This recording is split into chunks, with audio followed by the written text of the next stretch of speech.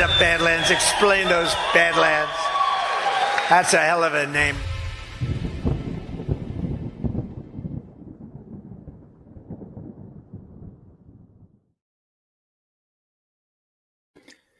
Greetings, everybody watching, whether you're in the Western Hemisphere, or whether you're in Asia or Russia or the US or Timbuktu.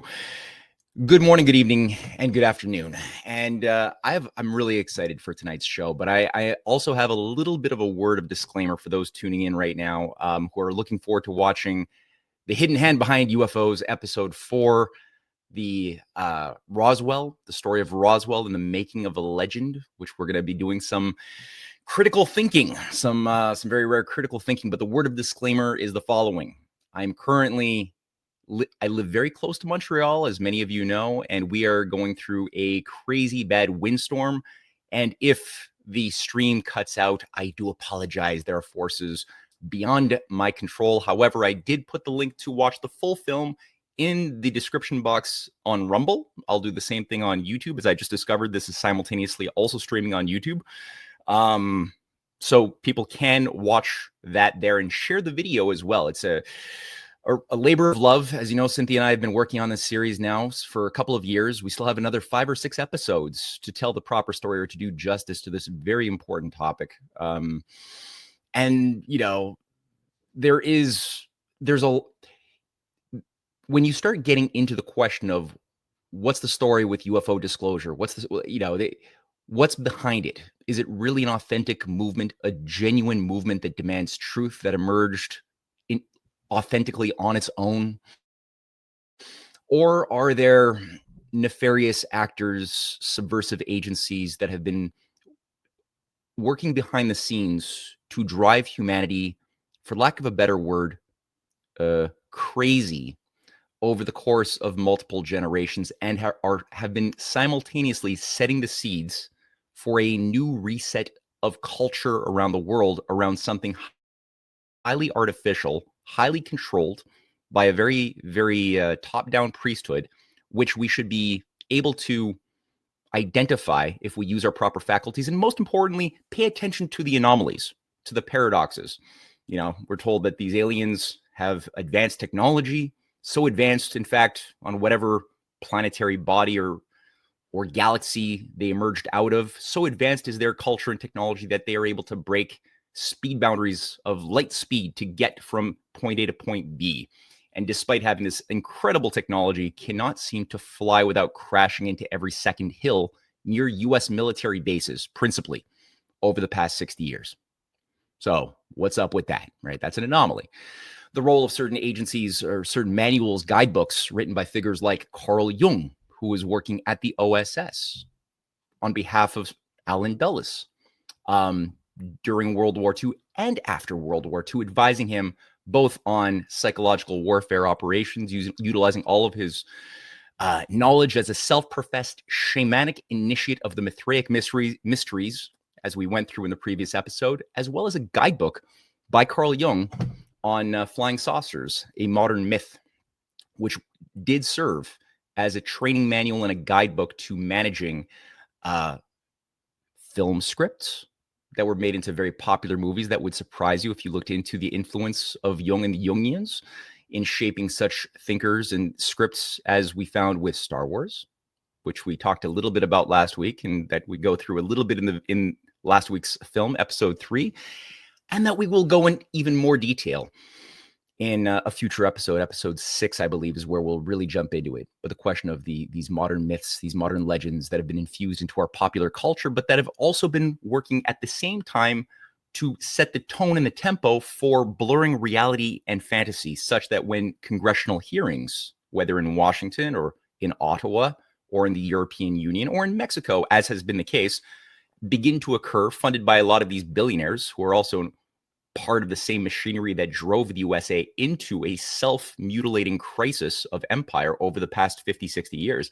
When those same things begin to happen, people would lose the ability to say, hey, there's something weird about this. Why is Lawrence Rockefeller behind this whole movement to bring truth about US government or even just human government ET collusion? So we're going to continue that story in today's episode on Roswell and the birth of a new legend.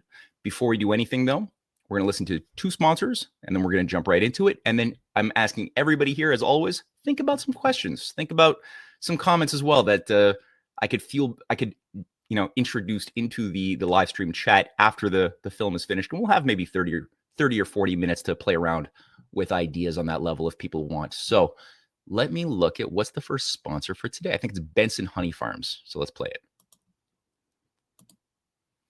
All right. Welcome to Benson Honey Farms, where every jar is pure gold.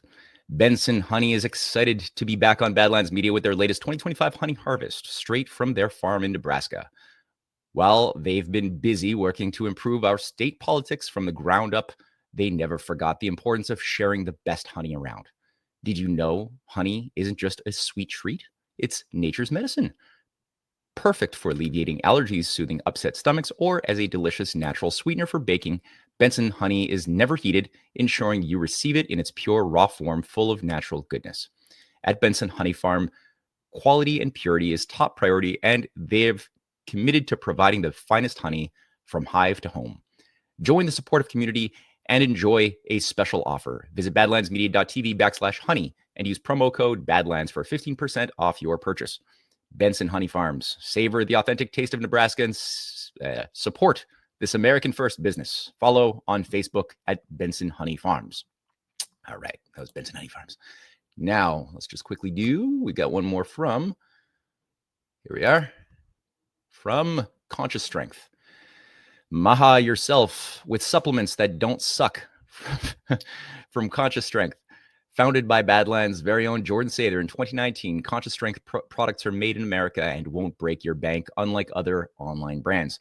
Their lineup includes collagen for strengthening joints and hair, electrolytes to get rid of those cramps, green powder that tastes good and mixes easy. I've actually tried the green powder; it is very tasty. Shilajit gummies, methylene blue, zeolite, and more. Flip the finger to pharma, be your own doctor, and get supplements that you can trust from Conscious Strength. Go to badlandsmedia.tv/strength to shop now. One more time, badlandsmedia.tv/strength. Links will be in the description box below. All right, that was it. So without further ado, let's watch a movie.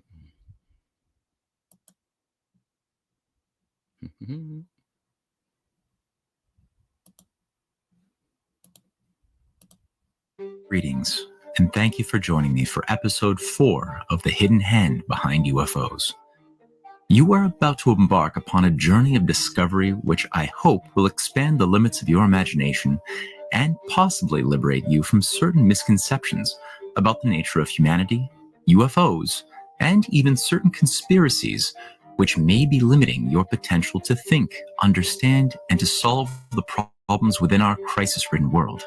In our secular day and age, animated as we are by modern technology, it is sometimes difficult to imagine how the structures of high priesthoods and superstitious beliefs in demonic forces shaping our world might still have a hold on our thinking. But when we take the time to scratch behind the surface of many of the popularly held beliefs about aliens, government cover-ups of UFOs, and disclosure initiatives, evidence of such hidden hands of social engineering are found quite literally everywhere. One such example is to be found in the modern myth of Roswell, where something certainly did crash in the deserts of New Mexico in 1947. But what exactly that something was has taken on a life of its own, especially over the recent 45 years. Our collective imagination has been set ablaze with speculation about the origins of this crash and whether it was intergalactic or interdimensional in nature. We have been given an illusion of unlimited freedom to debate and choose which among the nearly endless array of theories in our growing UFO buffet we wish to defend. Was the craft alone? Or did multiple UFOs crash in the deserts as some believe? Were there dozens of alien craft or hundreds of crashed flying saucers? Were the saucers' occupants alive or dead? And did they come from our solar system or beyond even that? Did we just reverse engineer alien technology to create all of modern science as we know it? Or did governments also sign a treaty with aliens, giving them permission to anally probe human guinea pigs from time to time? Always relying on anecdotal testimonials and often hard evidence that is proven to be hoaxes after the fact, these seemingly different narratives from which we are told that we may freely choose and debate all share a common attribute. That is to say, they each and all deny the very possibility that the entire sacred myth of Roswell and its nearly infinite array of corollary stories might in fact be nothing more than a vast magic trick. The notion that religious engineering, possibly with occult, possibly Rosicrucian proclivities, interfacing with counterintelligence agencies that have taken over the levers of perception management influencing our world since the earliest days of the Cold War, never seems to find a space to breathe among those various UFO theories which we are all encouraged to debate. However, if you have watched the previous episodes of The Hidden Hand Behind UFOs, you will have noticed that this occult magic trick hypothesis is exactly what we have been exposing as we cut through the Gordian knots of misinformation and decades of mysticism and myth-making, penetrating ever more closely to the very truth of the hidden hand behind UFOs.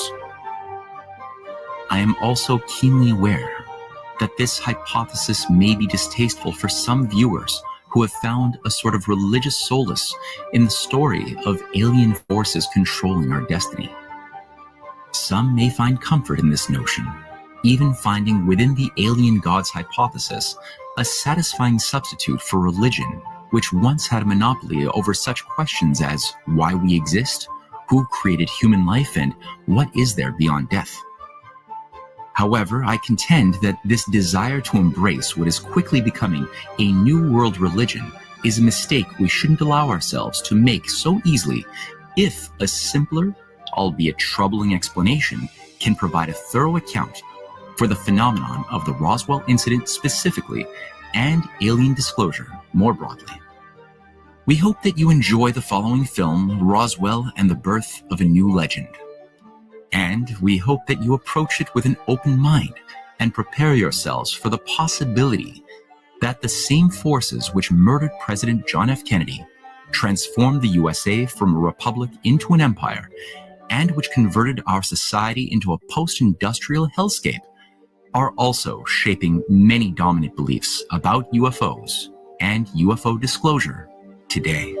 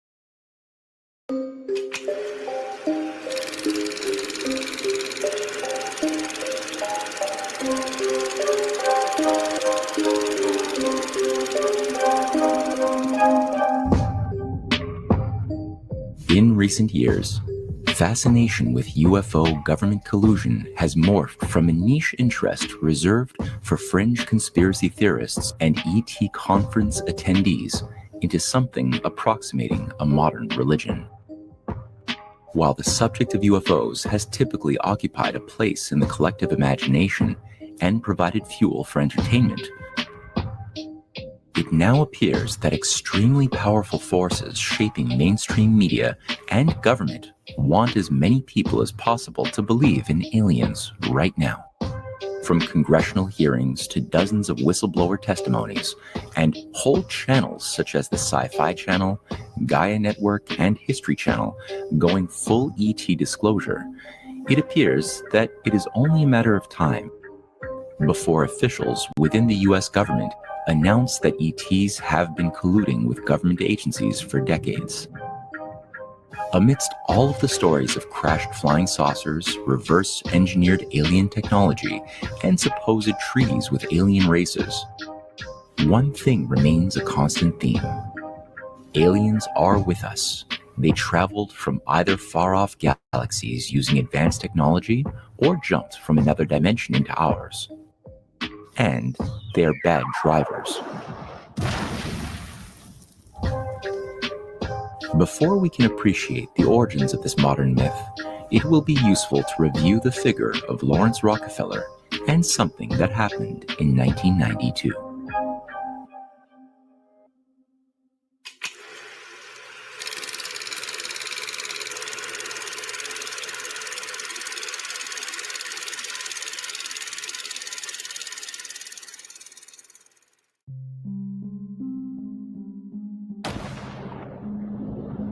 This was a significant moment in history. The Soviet Union had melted down and the Cold War had come to an end.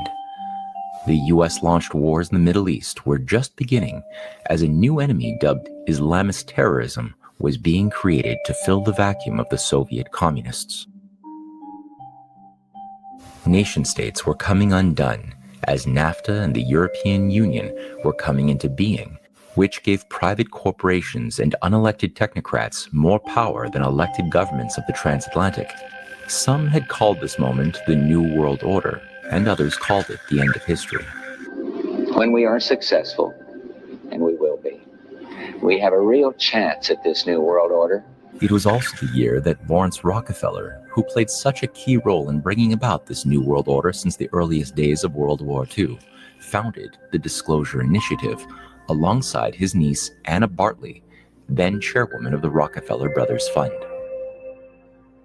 As we saw in episode 2 of this series, the Rockefeller Brothers Fund has been on the cutting edge of UFO-related psychological operations ever since 1938, when it funded the Princeton Radio Research Institute's rendition of H.G. Wells's War of the Worlds as a test to see how gullible and superstitious Americans would react to a radio broadcast of a Martian invasion just as World War II was beginning. Out of the hollow top, someone or something I can see peering out of that black hole, two luminous discs. Are they eyes? It might be a face. It might be... Good heavens, something's wriggling out of the shadow like a gray snake. Now it's another. And another. The Disclosure Initiative was quickly adopted by the new Clinton White House, which oversaw the declassification of thousands of reports of ET contacts and brought Hillary Clinton and John Podesta into leading roles within the UFO disclosure movement. The transformation of UFO disclosure from a fetish into a fully fledged movement would be a high priority for this new Rockefeller Initiative, which would increasingly capture the minds of Americans who mistrusted their governments by reframing all notions of conspiracies around alien cover-ups. One of the most pressing UFO topics which Lawrence Rockefeller demanded be declassified by the newly elected President Clinton was everything pertaining to the topic of the 1947 Roswell crash, made famous by ufologists William Moore and Charles Berlitz in their 1980 best-selling book, The Roswell Incident. In 1994, Lawrence Rockefeller explicitly outlined the importance of the Roswell incident as a governing myth of the new movement, stating, "The July 1947 Roswell incident would be a logical and challenging place to start. While much in the public sector has been written about it, the government has had nothing to say about it after the original press release, saying that a flying disc had been recovered, was retracted. The public record of this incident has been thoroughly analyzed. Further information depends upon access to classified information. Many are convinced that Roswell marks the beginning of government secrecy about UFOs. However, whatever the truth of Roswell, a definite statement about it from the government would be very important. If it actually was UFO related, It could be used to start the process of reversing the government's 40-plus years of denial on the subject. If this specific project initiative is successful, it will become an important prototype for the release of all UFO information. At this time, Lawrence Rockefeller oversaw the creation of another agency dubbed the National Institute for Discovery Science, which was founded in 1994 through the funding of Rockefeller's friend and Los Angeles real estate magnate, Robert Bigelow. This new organization quickly set up its headquarters in a 600-acre estate dubbed Skinwalker Ranch in Ballard, Utah, and over the coming years, a spooky reputation was carefully constructed around this area, being a paranormal center of North America, with reports of hauntings, ghosts, goblins, vampires, cattle mutilation, and alien contacts reported on a regular basis and featured in reality TV shows, books, and documentaries. Among the leading members of this new agency, which had nothing to do either with nationalism, discoveries, or science, an array of influential military intelligence operatives, psychological warfare specialists, and occultists formed the vanguard of this new organization with names such as Dr. Hal Puthoff, Colonel John Alexander, Bruce Maccabee, and Jacques Vallée. The questions an intelligent person should now ask are: why would a leading figure of the Rockefeller dynasty devote the last decades of his life to the cause of UFO truth in general and the Roswell incident more specifically? How did this strange group assembled by Lawrence Rockefeller play a disproportionate role in literally creating many of the dominant sacred myths that have moved from the domain of science fiction into reality in the minds of a majority of citizens living in today's transatlantic world? And most importantly, what does all of this have to do with the story of UFO crash landings at Roswell, New Mexico?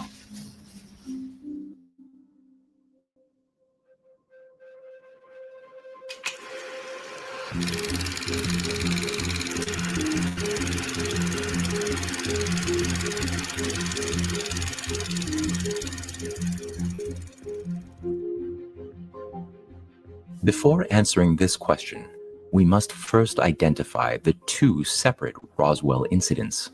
The first being the actual events of 1947 that took place near the Roswell Air Force Base in New Mexico, and the second being the myth of the Roswell incident, which was launched in 1978 and which took on a life of its own, with many thousands of books, documentaries, films, and television shows shaping the mass mind.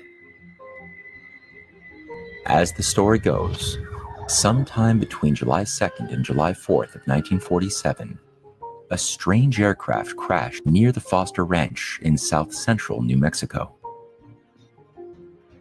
A rancher named Mac Barizel discovered the debris and visited the local sheriff's office and reported that the debris included strips of rubber, sticks, tinfoil, tough paper, and tape with floral designs scattered over an area of 200 yards.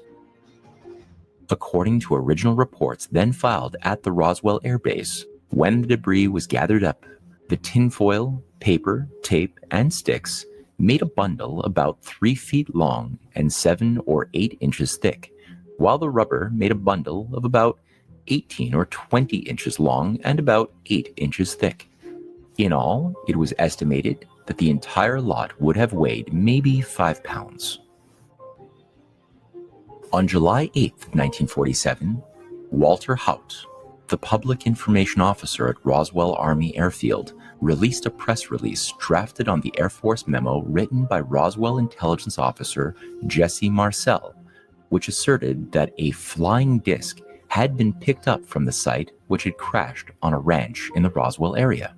The story was picked up in the Roswell Daily Record newspaper under the headline, "RAAF Captures Flying Saucer and Ranch in Roswell Region," and added to the mass fascination with UFOs spawned by the highly publicized June 24, 1947 sightings of pilot Kenneth Arnold only 2 weeks earlier.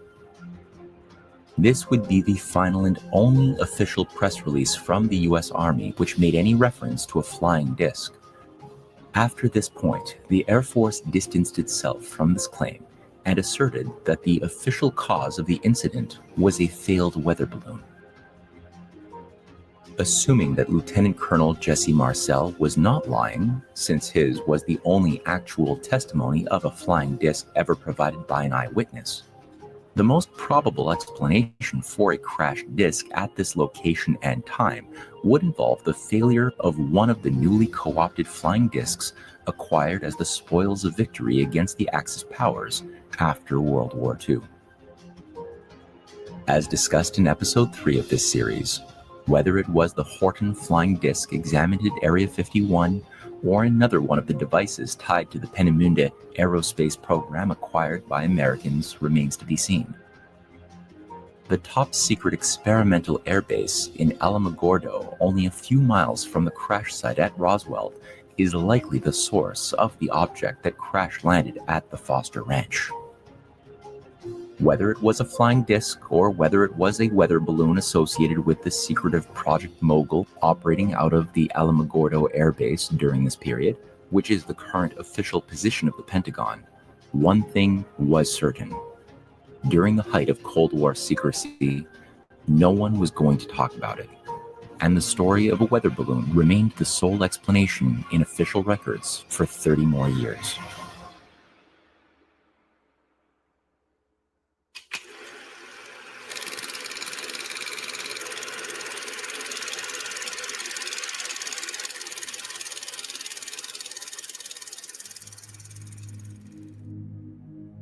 In 1978, the tabloid newspaper The National Enquirer reprinted the July 8, 1947 newspaper article in full in preparation for a national renewal of the forgotten story. Between 1978 to 1980, the National Enquirer ran dozens of follow-up articles featuring a series of interviews with an aging Jesse Marcel. Marcel found himself doused in fame with paid speaking engagements and book royalties. His story of witnessing a crashed UFO in 1947 took on elaborate details after 30 years of silence that tickled the imaginations of millions of National Enquirer readers across America. As discovered by researcher Robert Todd and published in Jesse Marcel, Folk Hero or Mythomaniac, Jesse Marcel was discovered to be an extremely unreliable source to serve as the foundation of an entire legend. Through a meticulous examination of Marcel's published claims and his own personal Air Force files, Marcel was caught repeatedly exaggerating facts about his own biography, painting himself as a decorated war hero with hundreds of hours of combat experience and 5 air medals to his name, one for each enemy aircraft shot down during World War II. When his military records were explored in later years, it was discovered that by 1947, he had no flying experience, and there was no evidence that he was ever in an actual air fight. When researchers called those universities which Marcel asserted he had attained degrees, there was no evidence that he had even attended, let alone graduated from any of them. Beyond his own words and second-hand testimonies of several other citizens who had never actually been to the Roswell crash site or had seen any debris with their own eyes, the only evidence of Jesse Marcel's claims to alien craft at Roswell are those of his son, Jesse Marcel Jr., who was 10 years old at the time. As the story goes, while en route to Area 51 with extraterrestrial debris, Lieutenant Colonel Marcel thought it appropriate to take a detour and bring this alien debris home to show his family. Marcel's son described this experience in the following words. As it happens, our house was on the way to the airbase. Even though it was late in the evening, early in the morning, my dad wanted to show my mother and myself remnants of something that crashed out there. Kitchen was just where that white wall is there.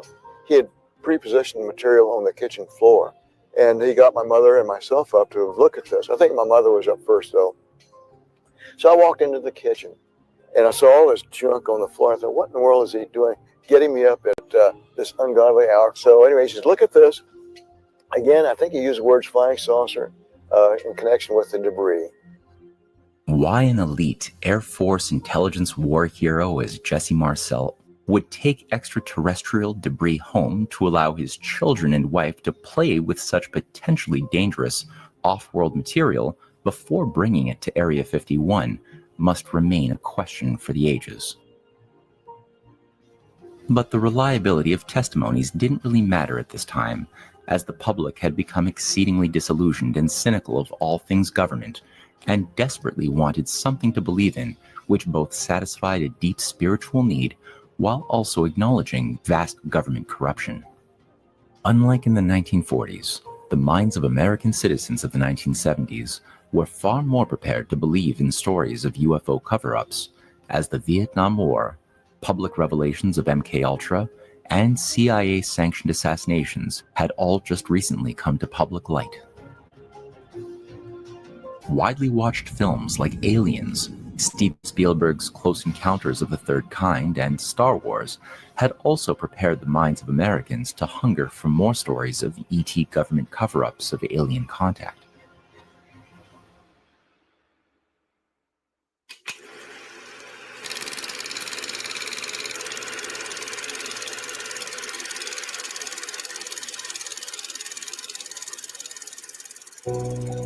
The National Enquirer itself had been created in 1951 as a CIA front organization utilizing a figure named Generoso Pope Jr., the son of pro-fascist mafia don Generoso Pope Sr., who had received his seed capital for the new hybrid fact-fiction newspaper from none other than mafia don and CIA asset Frank Costello.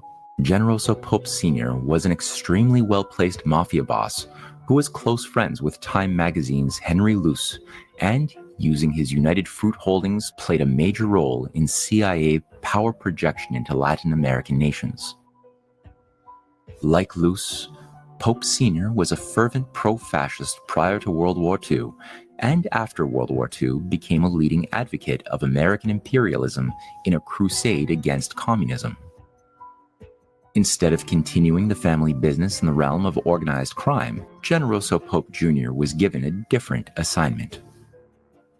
This assignment saw him quickly join the CIA, where he spent 18 months training in the CIA's Psychological Warfare Bureau, directly under Allen Dulles and Richard Bissell, called the Office of Policy Coordination from 1950 to 1951. While Richard Bissell went on to found and direct a secret science site of Area 51 beginning in 1954, while simultaneously managing assassinations of nationalist leaders around the globe, Generoso Pope Jr. went to work managing a vast propaganda bureau waging war on the minds of Americans.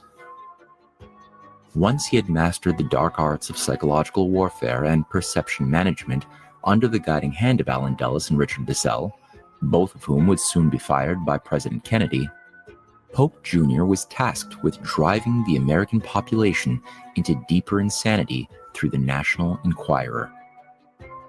Under the National Enquirer's guiding hand over the coming decades, stories of mutant babies, alien and Sasquatch encounters were infused into legitimate investigative news stories, blurring the reader's ability to discern reality from fiction. Writing in the 2010 book Mirage Men, UFO researcher Mark Pilkington noted that the National Enquirer picked up the reins of the Air Force's Project Blue Book, which was initiated by CIA Director Charles Cabell in 1952 and which officially ended in 1969.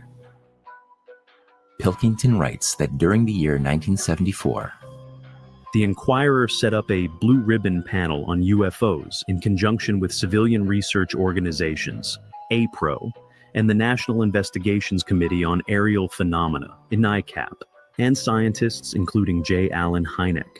The UFO groups passed their most interesting cases to the Enquirer, who offered to fund further research into the incidents. At the same time, the Enquirer was offering a cool $1 million to anybody who could prove that UFOs did indeed come from outer space, and not inconsiderable $5,000 to $10,000 to witnesses in what it declared to be the year's best cases. Joseph Allen Hynek had been a CIA asset since the earliest days of Project Grudge, Project Sign, and Project Blue Book, and went on to become one of the most influential figures in the UFO truth community, advising Steven Spielberg on Close Encounters of the Third Kind, and mentoring ufologist Jacques Vallée.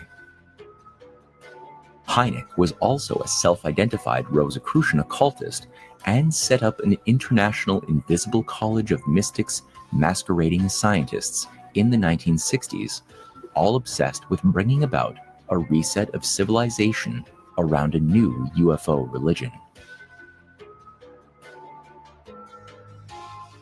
The importance of Hynek's role in overseeing the transformation of the activities of Project Blue Book after its 1969 dissolution into its new phase of activity in grooming a new UFO-driven world religion featuring modern-day channelers, ghost stories, and alien contact cannot be overstated.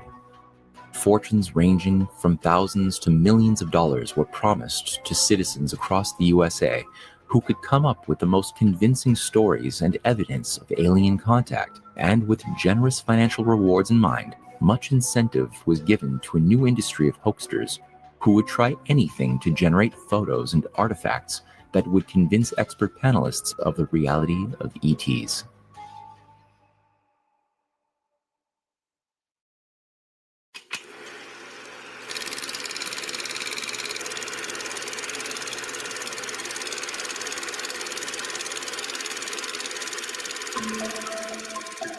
Rather than being a civilian UFO investigations group as it was popularly advanced, the National Investigations Committee on Aerial Phenomenon, which co-managed the Blue Ribbon UFO investigations with the National Enquirer, was an agency used, staffed, and largely directed by the CIA's Psychological Warfare Bureau.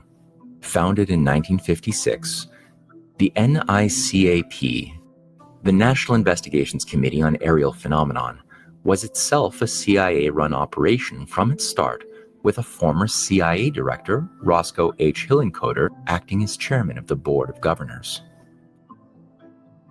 Another governor had been the chief of psychological warfare of the CIA's Office of Policy Coordination, Joseph Bryan III, who would also have worked closely with Generoso Pope Jr. prior to the creation of the National Enquirer.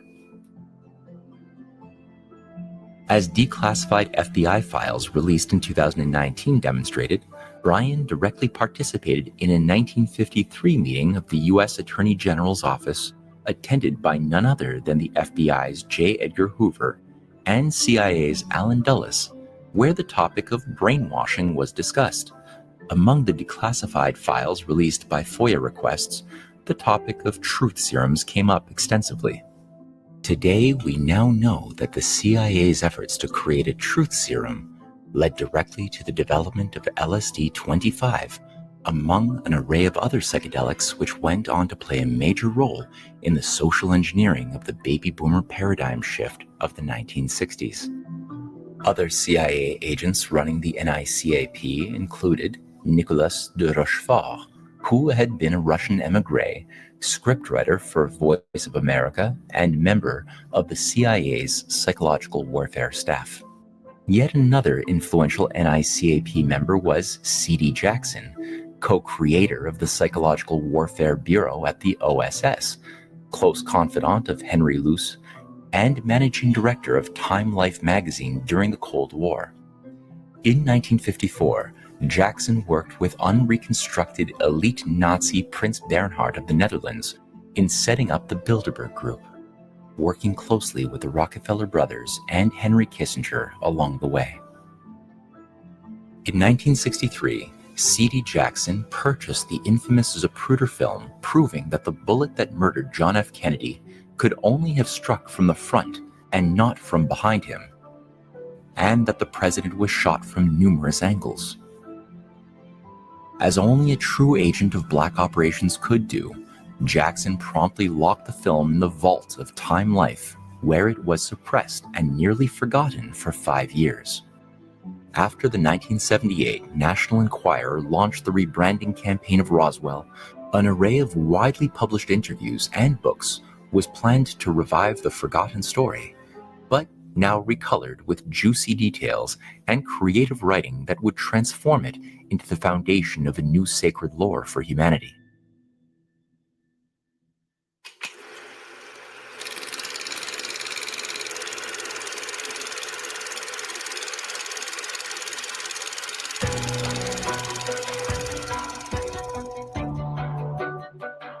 William Moore was an author and UFO researcher who acted as head of special investigations for the Aerial Phenomenon Research Organization named APRO, working closely with the National Enquirer and NICAP throughout the 1970s. Moore was also the man who put the Roswell incident on the map after having lain dormant for nearly 33 years, with his publication of the best-selling book, The Roswell Incident, in 1980. William Moore's book, co-written by Army Intelligence Officer Charles Berlitz, featured dozens of anonymous testimonials and secret reports given to him by shadowy insiders, which increased his fame among the UFO research community.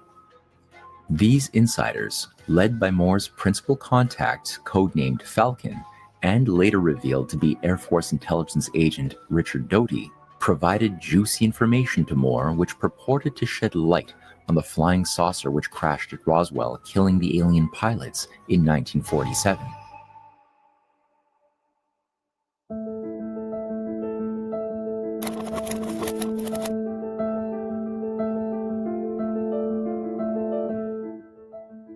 The year that Moore's book was being published in 1980, something strange had also been occurring in the US government. Although still denying any claims of collusion with ETs, NASA gave full permission to Sun Classic to film the UFO cover-up movie Hangar 18 in NASA buildings.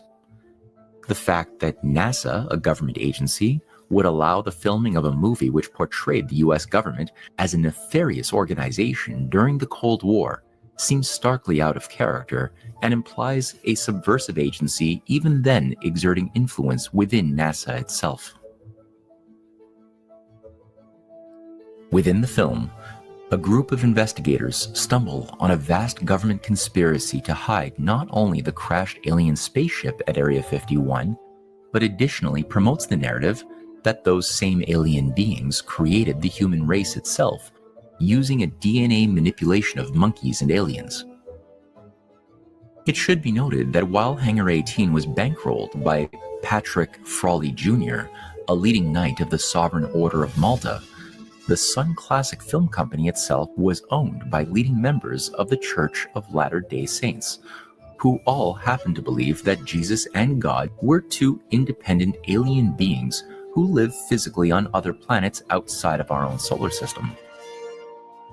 Other films then produced by the Mormon Sun Classic Films during this period included Outer Space Communication in 1975, The Bermuda Triangle in 1979, Beyond Death's Door in 1979, and The Amazing World of Psychic Phenomenon in 1980.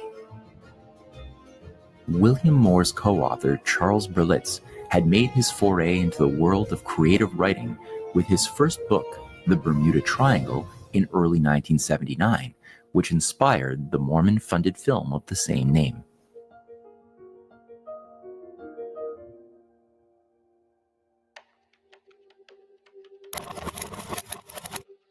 In 1983, Richard Doty, the same insider that had been feeding information to William Moore, added to the growing Roswell myth by delivering documents to UFO researcher Linda Moulton Howe, which asserted that not one, but 2 UFO crashes occurred in Roswell, with the second crash taking place in 1949 and even featuring a surviving alien.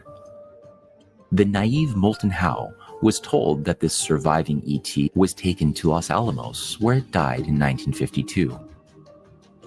By 1984, the number of supposed UFO crashes revealed to Linda Moulton Howe by Doty had grown to 4, which included crashes at Aztec, New Mexico, Kingman, Arizona, and Laredo, Texas.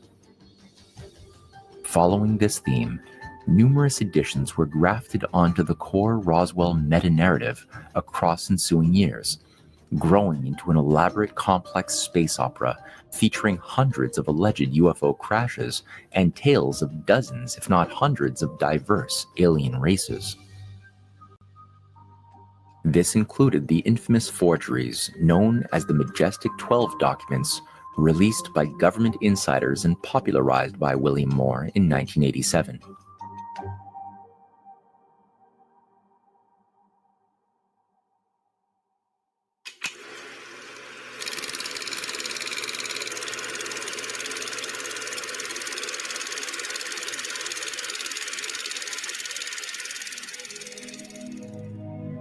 In 1984, William Moore was presented by anonymous government insiders with a cache of documents that came to be called Majestic 12. These supposedly declassified reports profess to showcase a secretive government agency of elite spooks centered around CIA Director Roscoe Hillenkoetter and mandated by President Harry Truman to carry out negotiations with a confederation of space aliens after the Roswell crash. As the documents profess to show, these negotiations resulted in an agreement to allow the US government to keep technologies reverse engineered from a growing array of crashed spacecraft. In exchange, President Truman, followed by Eisenhower, agreed to allow their ET counterparts to engage in abductions and anal probing of human guinea pigs. Over the years, the Majestic 12 papers were proven to be forgeries when forensic analysis concluded that the typewriters used to draft the documents, supposedly written in 1947 to 1949, were only first manufactured after 1965. Despite the evidence of forgeries, the FBI continues to host the documents on official government websites, and it appears they have been used as the first exercise in forging false classified documents designed explicitly for the purpose of UFO disclosure. An even more recent example of this technique is likely to be found within the new batch of 2,400 documents discovered by FBI analysts pertaining to the truth of JFK's murder. The fact that Congresswoman Anna Paulina Luna is simultaneously a participant in the UFO disclosure operation while also overseeing the task force on government secrets and is thus responsible for the release of the JFK files is more than a little conspicuous. Is it possible that these documents will attempt to prove that John F. Kennedy was trying to reveal ET government communications to the world? Is it possible that the very same deep state which John F. Kennedy was trying to combat and which murdered him also wants us to believe that his death was deemed necessary because his desire to admit of US government ET collusion posed an existential security threat amidst the Cold War? Many influential UFO disclosure advocates assert exactly this, including none other than Stephen Greer, who recently stated, Jack Kennedy was going to get to the bottom of this. He fired Allen Dulles, CIA, one of the founders, and he also subsequently got assassinated. Now, whether the files that President Trump's going to release have this in it, I know. And I have people who in another country have documents to establish this, that Jack Kennedy was killed because he was going after this issue to get it back under control. In his New York Times best-selling book, After Roswell, psychological warfare specialist turned UFO truth champion Philip J. Corso took the Roswell story even further by promoting the new story that he had personally overseen the project to reverse engineer the alien spacecrafts for corporate use, and that a war was waging between humans and ETs.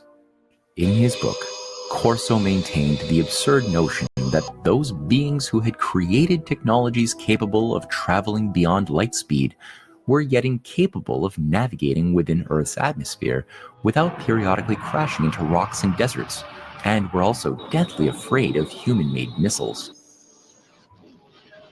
Despite becoming one of the most famous promoters of the Roswell story among true believers, Corso's biography reads like the profile of a deep state operative who played a direct role in the ugly transformation of the USA from a republic into a global empire.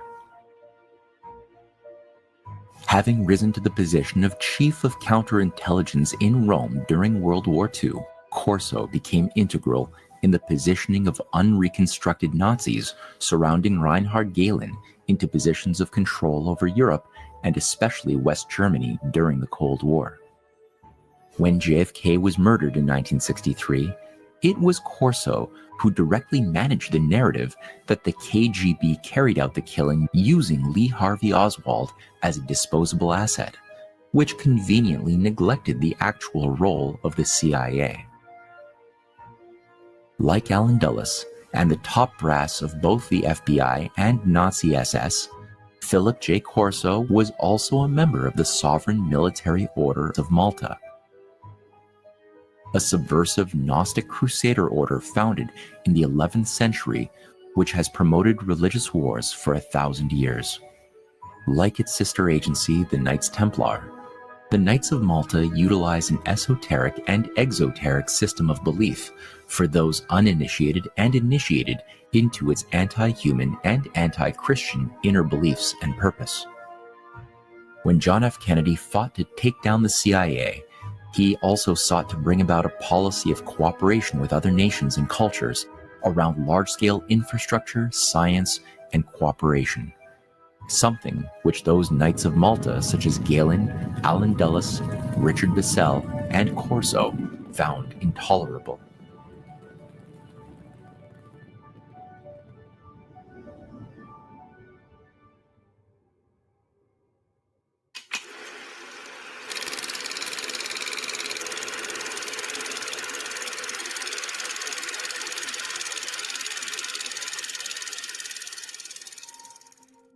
Corso's rise to fame within the UFO community coincided with another strange Roswell hoax that took the form of the now infamous alien autopsy video, which mysteriously came to light in 1995, quickly airing on mainstream news networks across 35 nations.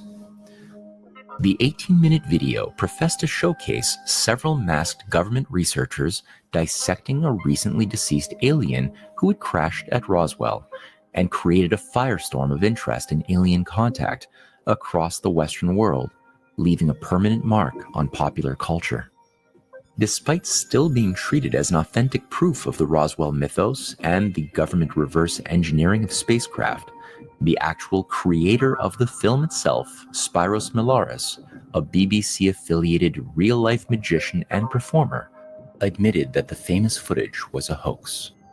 In his 2018 confessional, Milaris admitted that the carefully crafted scenario involved a styrofoam alien body combined with animal organs purchased from a local butcher and actors, saying in 2018, "It was not an easy task, and apart from the look and feel, the film had to be correct in every aspect. The props, the costumes, every little detail. I was fortunate to have access to professional filming and editing equipment. More importantly, I also had access to a handful of very talented people. For me, the alien autopsy film was a challenge. Could it be done? As a magician, I wanted to create the biggest illusion ever performed on a global stage. It was never meant to be anything else for me. Once it was created and it achieved worldwide acclaim, experts saying it was real, others said it was not. No one proved it either way." Despite the admission of the hoax, the alien autopsy video has continued to exert influence in the popular imagination and still serves as a backbone to those scripts given to Pentagon whistleblowers today, who assert not only that dozens of UFOs have crashed after 1947 all across the USA, but that multiple alien bodies have been dissected by government scientists. My name is David Charles Grush. I was an intelligence officer for 14 years. I was informed in the course of my official duties of a multi-decade UAP crash retrieval and reverse engineering program. If you believe we have crashed craft, stated earlier, do we have the bodies of the pilots who piloted this craft? As I've stated publicly already in my News Nation interview, biologics came with some of these recoveries. Yeah. Were they, I guess, human or non-human biologics? non-human, and that was the assessment of people with direct knowledge on the program I talked to that are currently still on the program. As already mentioned, in September 1980, William Moore found himself working closely with Richard Doty, then an agent of the Air Force Office of Special Investigations. He also began working closely with the new high priest of the emerging UFO religion, J. Allen Hynek. Their assignment involved using a well-meaning UFO researcher, the founder and CEO of Thunder Scientific, which worked directly with the Air Force and other departments, named Paul Bennewitz, in order to influence the entire UFO community, while taking the creation of the UFO myth to new heights. This would work at all costs, even if it meant destroying the mind of Bennewitz.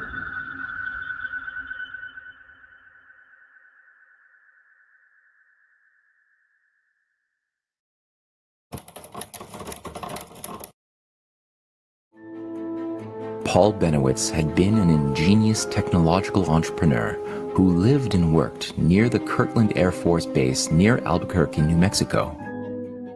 In 1966, he founded Thunder Scientific, becoming a contractor to the Air Force, where he provided a wide array of electronic monitoring equipment. Starting in 1979, Paul and many other citizens began noticing strange phenomena in the night sky over the Manzano test range of the Kirtland Air Force Base. Lights seemed to appear almost every evening and would fly towards Coyote Canyon, also a part of the Kirtland Air Force Base area that included Sandia National Laboratory and Phillips Laboratory, both of which who had been conducting ultra top secret research for all branches of the US military. Paul Bennewitz wasn't a typical civilian watching UFOs passively, but being equipped with his own radar detection devices, he began to use his equipment to capture signals from the military facilities in his neighborhood, with a special focus on what he believed was a secret UFO base in the mountains of northern New Mexico.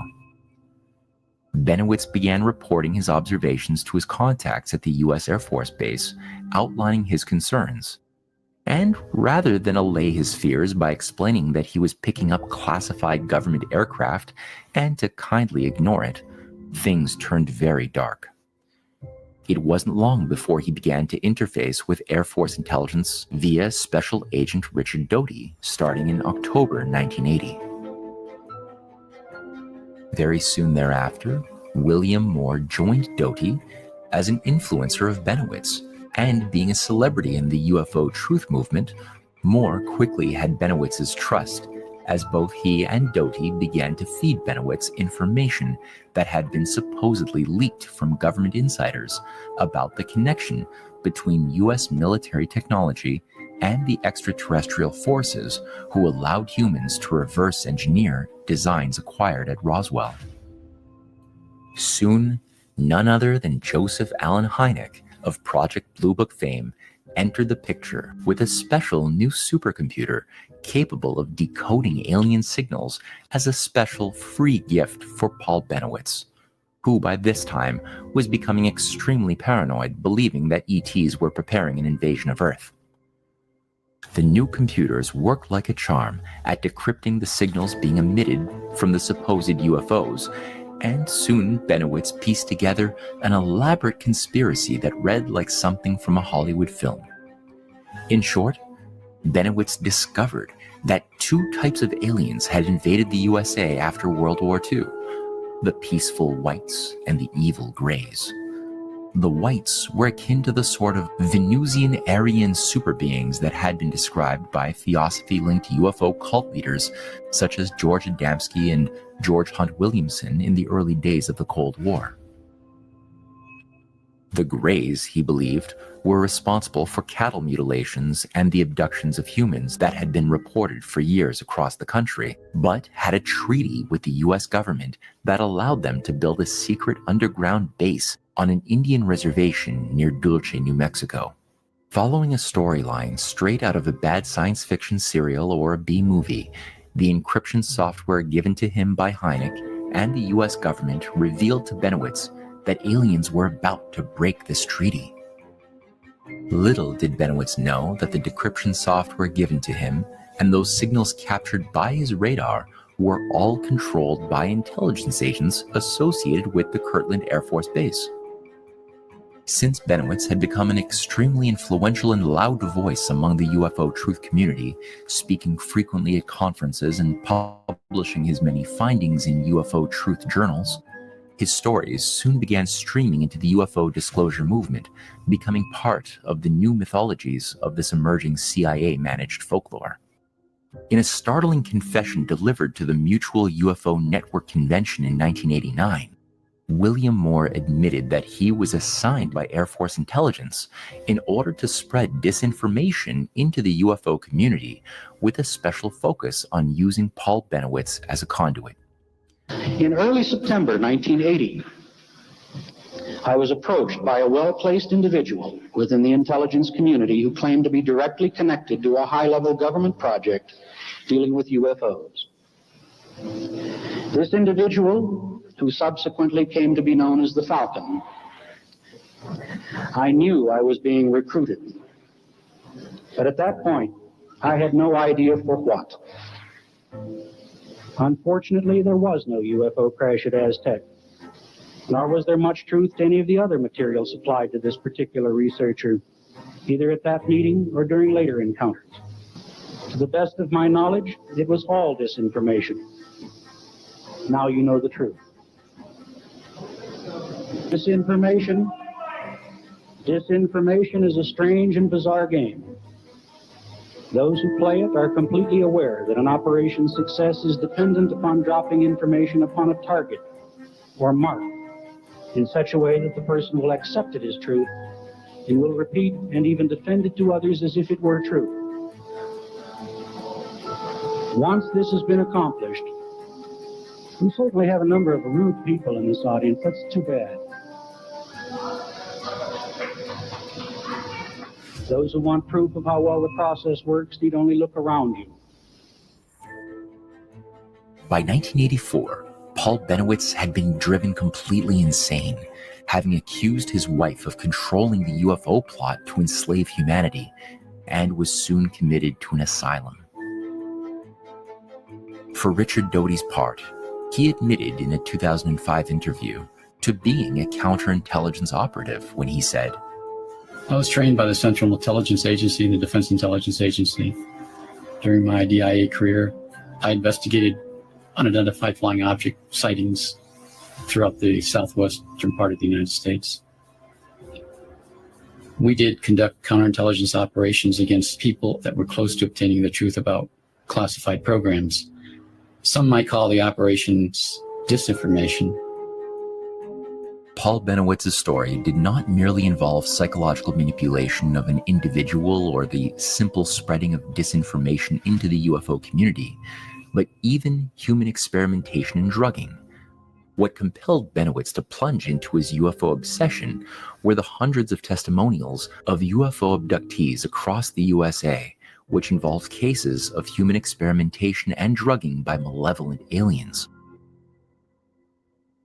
Strangely, the reports of human abductions involving violent and often sexual experimentation by aliens and cattle mutilations only began in the early 1970s, just as the Vietnam War and MKUltra mass experimentation program onto human victims was coming to a close.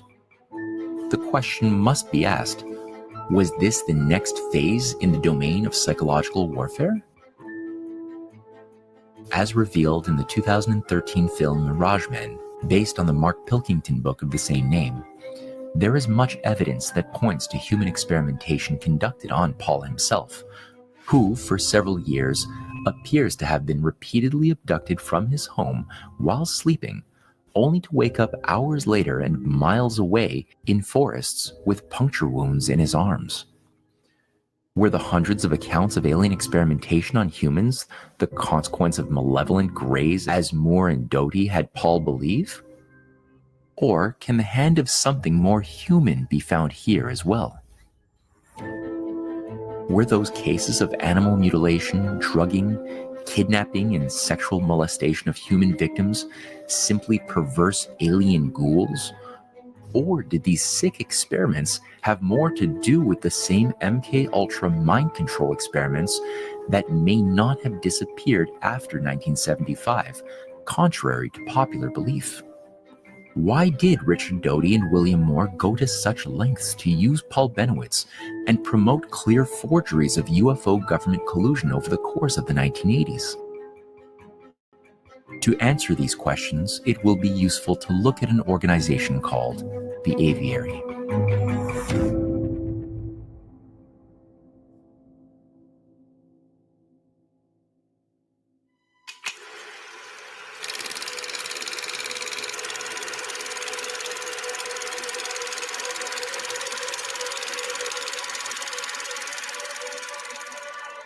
The roles of William Moore, Richard Doty, and even J. Allen Hynek within this broader creation of a new folklore for humanity was inextricably linked to an organization known as the Aviary.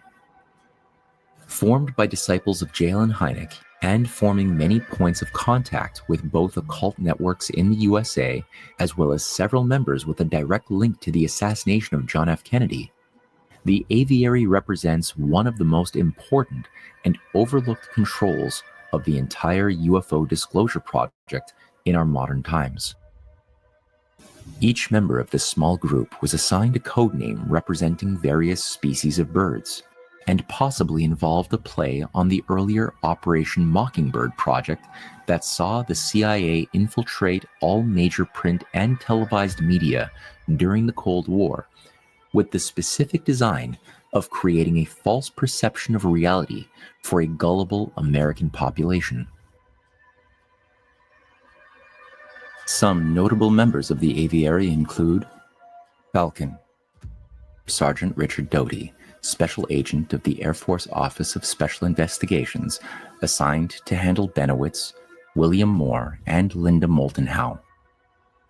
Among his assignments was the release of the Holloman Air Force landing of a UFO, which was later proven to be simply a fuzzy video of a very man-made jet coming in for a landing. Seagull, Bruce Maccabee, research scientist in optical physics and laser weapons applications at the U.S. Naval Surface Weapons Lab, Maryland. In founding and chairing the Fund for UFO Research, Maccabee was instrumental in creating a conduit to funnel millions of dollars towards UFO investigations from 1979 until the present. This agency helped fuel a robust industry around UFO disclosure hoaxes and propaganda. Owl. Dr. Hal Puthoff was a physicist with the Institute for Advanced Research in Austin, Texas, who had been both a high-ranking Scientologist, reaching operating Thetan 7 by 1972, and was closely affiliated with Rosicrucian Jacques Vallée before he was brought in to manage the CIA's Project Stargate remote viewing program, which lasted from 1977 until 1995.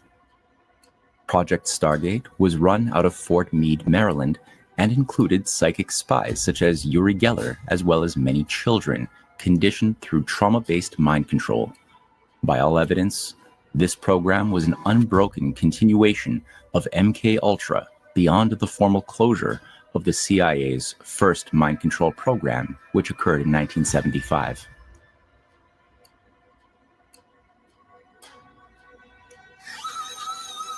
Penguin. After the Vietnam War, Colonel John Alexander became a world leader in death science parapsychology. He was a leading figure in non-lethal weapons at Los Alamos and had been closely involved in CIA remote viewing initiatives with a focus on mind control, psychic warfare, and worked closely with Satanist Colonel Michael Aquino, both in the Vietnam War's Operation Phoenix program and in bringing parapsychology, psychedelic drugs, and mind wars into military training programs during the 1980s. Chickadee. Commander C.B. Scott Jones, former officer with the Office of Naval Intelligence, served as advisor to Dick Cheney, oversaw the revolution in military affairs in the 1980s, and was president and co-founder of the Human Potential Foundation, funded by American oligarch Lawrence Rockefeller. Jones served as president of the American Society for Psychical Research, which has been a dominant nerve center of psychological warfare against citizens since the 19th century. Before rising to head the Disclosure Project, Stephen Greer was also a member of the Rockefeller-funded Human Potential Foundation alongside Commander C.B. Scott Jones. Ehret, Jacques Vallée, formerly an astrophysicist with GEPAN, the French government's UFO investigative agency, who later moved to the USA as principal investigator with Defense Department Computer Network projects, who worked with famous astronomer Dr. J. Allen Hynek in advancing a world government agency to monitor UFO phenomenon at the United Nations. Buzzard. Gordon Novel, a freelance UFO disclosure researcher who was active in 2 CIA front companies during the 1960s. When New Orleans District Attorney Jim Garrison launched his famous investigation into the conspiracy to murder President Kennedy, Gordon Novel managed to get a job on Garrison's investigative team, where he played a sabotage role, leaking information to NBC reporters before being discovered, fired, and sued by Garrison. Woodpecker, Jamie Chandere, a small-time Hollywood film producer who worked closely with Moore in popularizing the Majestic 12 forgeries and produced the 1988 documentary Aliens Are Here. Except for James Chandara, literally every single member of the Aviary featured on this list became affiliated as co-founding members or contractors of billionaire real estate mogul Robert Bigelow's National Institute for Discovery Science, founded officially after Bigelow's appearance at Lawrence Rockefeller's Wyoming ranch alongside fellow disclosure guru Stephen Greer and Linda Moulton Howe.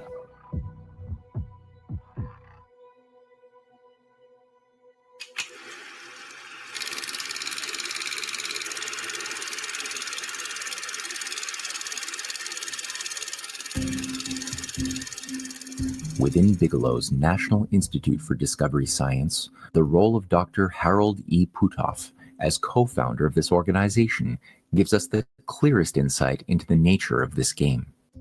Dr. Harold Puthoff was a lifelong friend of ufologist Jacques Vallée and acquired security clearance for Vallée in 1974, where the two men worked on the CIA's remote viewing program at the Stanford Research Institute affiliated with the U.S. Defense Intelligence Agency under the heading of the Stargate Project. Other leading figures in the Stanford Research Institute's remote viewing project included Pat Price and Ingo Swann, who, along with Puthoff, all happened to be high-ranking Scientologists. I'm Hal Puthoff from Stanford University, PhD in quantum electronics. Remote viewing, in the old days, used to call remote viewing ESP. I wasn't particularly interested in the topic. It was only because there's an individual who had demonstrated the ability to, quote, see inside a device, the very high-tech magnetometer at Stanford University. And so this fellow by the name of Ingo Swann was asked to demonstrate his ability, and he did. Well, suddenly the CIA descended on my doorstep, and they said, "Oh, have we been looking for you?" I said, "Well, we saw that early in your career, you were a naval intelligence officer, you used to be at NSA, so I was at SRI, and I was a physicist instead of a psychologist," which they took to be a plus. And they saw that this experiment occurred, and they said, what we're dealing with is that Russians have been spending millions of dollars at the best institutes with some of their best people for years on, quote, ESP research. So we're wondering, would you be willing to set up a small program to look into it? So I founded the program in '72. While the Stanford Research Institute-affiliated psychic Uri Geller was not a Scientologist, he was a devout occultist who sincerely believed that his spoon-bending powers and clairvoyance were gifted to him by alien visitors. We have only met. This scares me. This scares you? Well, this is we just got some things together here, and as I said, as you as you progress and do what you want to do tonight, well, you Right. can tell us what you would like to try, and we'll leave it up to you. I'll try when I'll really feel up to it, okay? Let me see. As you know, I told your people what to bring. Mhm. One of the experiments I did at SRI is finding a hidden object in 10 cans, of course. I did it repeatedly all the time. In 1980, on a live appearance of Johnny Carson, Uri Geller's powers failed when Carson provided his own cups and supplies to a surprised Geller, who said that his magic powers could only function when he used his own personal set of cups and spoons. Usually, of course, I don't walk into an audience and they tell me, here, we laid down 20 cans, find it. I can't work that way. Well, let me tell you again. This didn't bend much, and right now here I'm stuck. I don't feel for it more. The fact that his powers were proven to be fraudulent on live TV didn't bother Hal Puthoff and other Scientologists managing the CIA Stargate project, which had other objectives beyond truthful science in mind. The statistical data of psychic powers accumulated by Puthoff and CIA agents at Stargate was vital in convincing U.S. military top brass to approve a total overhaul of training of U.S. military personnel throughout the 1980s. And it was also not a coincidence that the man to provide substantial funding to this plan was the same Lawrence Rockefeller who had earlier bankrolled the War of the Worlds broadcast in 1938, who had overseen the Rockefeller program converting the USA into an imperial war machine, and the same Lawrence Rockefeller that had supported the growth of the new drug culture during and after the Cold War.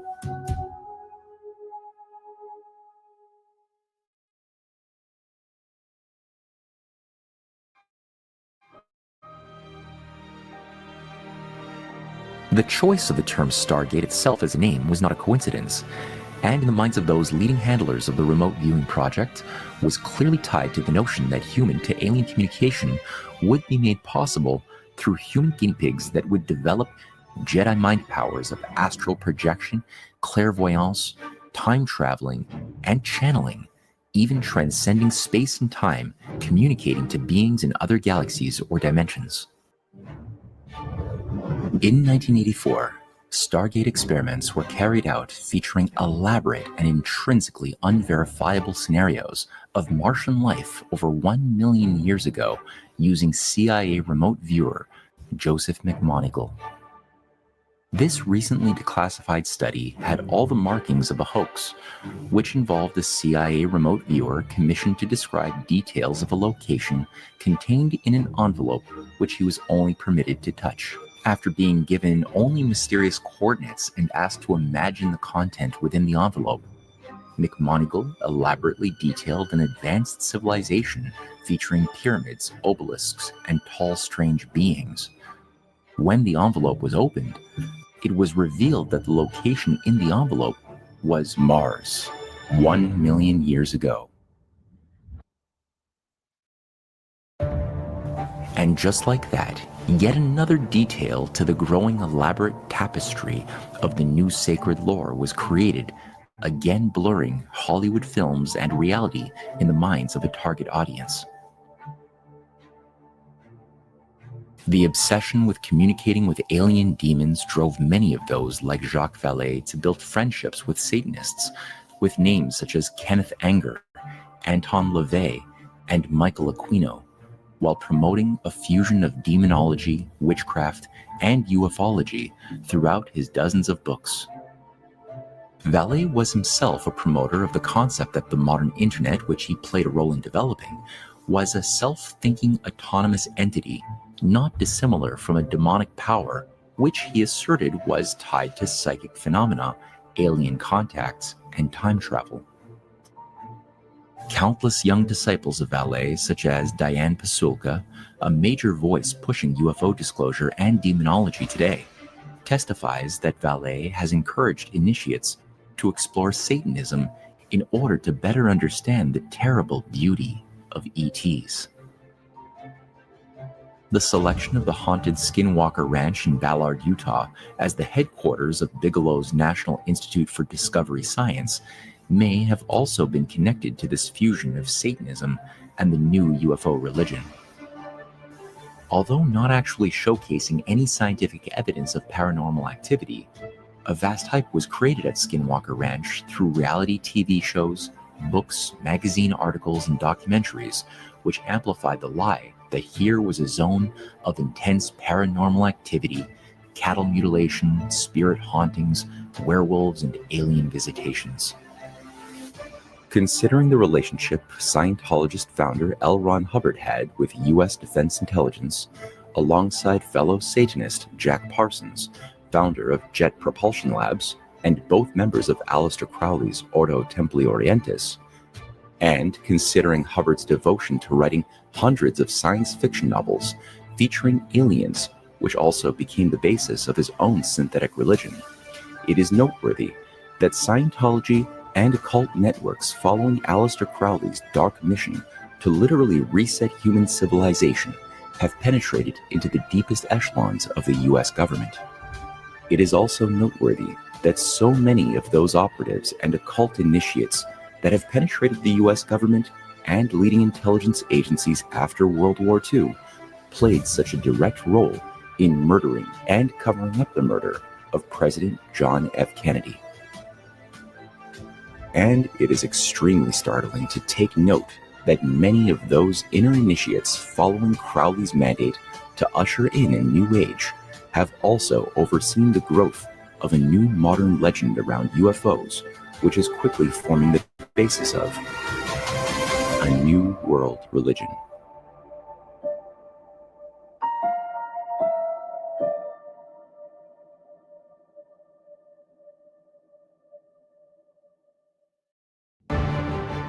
In our next video, we will explore the satanic underpinnings of this new UFO religious engineering from the days of Helena Blavatsky's Theosophists and Aleister Crowley's channeling of the gray alien lamb to the rise of the Hermetic Order of the Golden Dawn, Scientology, and an Asian UFO cult known as Falun Gong.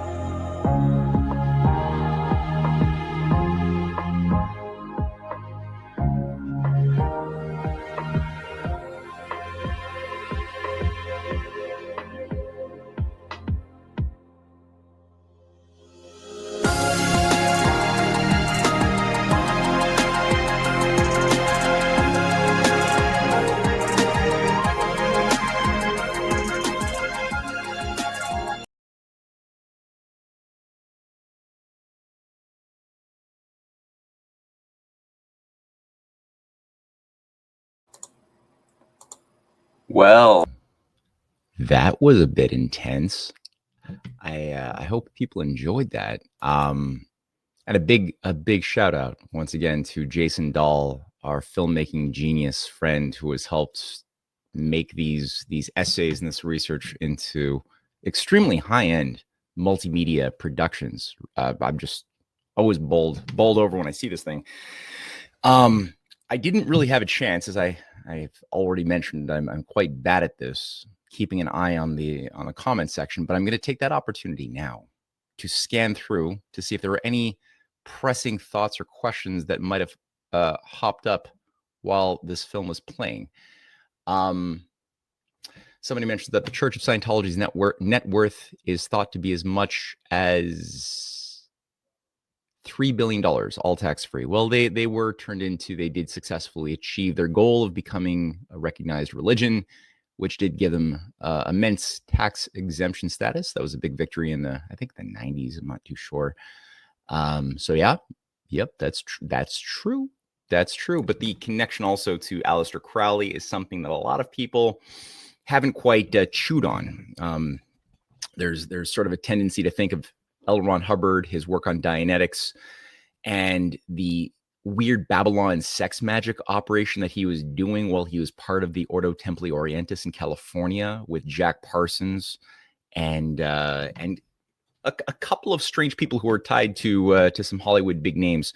They often sever those two things unnecessarily, and I think that that's a mistake to try to compartmentalize, because I would say that it appears more likely than anything else that what has come to be known as this UFO religion of Scientology is a direct continuation of the OTO that Crowley had set up. So that's probably not a coincidence. It's probably not two separate things. And even L. Ron Hubbard's own son had given an interview, I think it was in Penthouse magazine in 1983, where he described the religion of the household, where he was very, very candid about the fact that only black magic was practiced inside of the household, and that's something that became a bit of an embarrassment. So that's something to keep in mind. I'm just scanning through here. Yeah, I really do need to do a better job at keeping an eye on the comments section. The problem is when I look at the comments, I'm not able to also watch the movie. Isn't Pam Bondi Scientology, says Custard? I don't know that. Is that true? That's not something I've seen. If it's true, I'd be curious, but I won't endorse that or say yes or no. But if somebody wants to review that, I'll look into it. But let me know if somebody gets there before I do, and deny, prove it wrong, or corroborate it. So the Ritz says, so all the alien excitement is nothing more than Satanism summoning demons. I mean, short answer, I guess so. You could say it that way. It's definitely a magic trick. It's definitely sorcerers playing with the game of perception. That is what stage magic is, except this is a slightly more advanced form of stage magic. Stage magic is something which tends to be localized in a certain venue. People often kind of know that they're being duped. They're paying the money to see David Copperfield or Blaine or whatever do the thing, and the audience typically knows that they're looking at an illusionist trick. This is a slightly heightened form, but it's, from what I could tell, pretty much the same principles, except that it operates on a bigger time continuum, both with a look to the past and an extraction of the lessons of how past techniques have worked to shape the minds of masses, as well as a look towards the future. There's a consideration of the effects multi-generationally of how this type of magic trick is going to induce the shaping of things like the collective dream. That's one thing that you can get by reading a lot of Carl Jung, who is a self-professed modern shaman, more of that than he was an actual psychiatrist or psychologist, and he put a lot of emphasis on this question of how to harness the power of the collective dream. So how does the high priesthood themselves influence what goes on in the basement, right? The collective unconscious, the domain of the felt thoughts that we don't necessarily think logically about, but that are present, bubbling under the surface, shaping and coloring what our logical, aware part of our minds actually are capable of doing, and also specifically what shapes our sense of fear of the future, hopes, our imagination, basically, right? So whoever can control those levers, the storytellers, those who control the levers of things like Hollywood, will have an immense influence over influencing the collective dream and what types of imagery one will experience when you go to sleep or when you go into a high, for example, right? So that's an important, I guess, just thing to think about, how many of those subterranean thoughts are not necessarily as sovereignly generated as many of us would like to believe. Keep that in mind. Just scamming through here. What do you got here? I really actually have to ask somebody to help me do the moderation. Somebody mentioned here mesmerization, Ehret. That is correct. This is actually, I've got a book. Cynthia picked up this book a while ago. It's a very interesting read called Mesmerized: Powers of Mind in Victoria, Britain. And yeah, a lot of what you're dealing with in the 20th century and today draw from a lot of the research that the British imperial psychiatrists and anthropologists of the 19th century were working on, in especially whole laboratories like India, for example, where the British Empire controlled and dominated their crown jewel for a long time. And as this book by what's this person's name? Alison Winter. It's a soft book. I mean, it's soft in the sense that it's not very critical, but it's useful. She points out that it was largely used as a giant laboratory for mesmerism, basically hypnosis. That also had a bit of an occult underpinning too, and had been used by figures like Anton Mesmer. You know, that's an associate of Cagliostro and Saint Germain, two Rosicrucian Freemasonic operatives operating through the Grand Orient lodges of France in the 1770s, 1780s, 90s, and who, like Anton Mesmer, played a very big role in creating an undercurrent of pseudoscience that was enchanting many amongst those elites of France that fell for every single trap put in front of their feet by foreign agencies that were wishing to make sure that the French Revolution was not going to turn out like the American Revolution and would instead quickly become a degenerative bloodbath of ritual murder, which it was for many, many years. And that's why people like Benjamin Franklin and Jean-Sylvain Bailly oversaw the creation of a committee that investigated the claims of Anton Mesmer and proved that he was largely an illusionist magician who was simply duping naive audience members who wanted to believe in the supernatural, and basically proved that he was a giant, insurrectionary asset. And through that work, they bought France a lot of time and space to avoid falling for the traps. But unfortunately, there were other people like Cagliostro who were not exposed in time and who ended up doing a much better job, or people like Joseph de Maistre, a very big Martinist Freemason who managed a big chunk of what became the degeneration of the Civil War that was at first the hoped for Republican revolution, and then the later installation of people like Napoleon Bonaparte. So that's something also to keep in mind. But definitely mesmerist technologies, and when I say technologies, I'm using this in the loosest metaphysical technologies, basically an understanding of the mechanisms of the mind, conscious and unconscious, and how to influence that with charisma, with certain types of trickery that could fool the senses, and with a very nefarious agenda. That's something that goes back, I would say, even to the times of the ancient world, but it gets honed over time. Here, what do you got here? Got somebody says, astrophysicist professor once told me he believed UFOs were actually interdimensional time travelers, aka demons.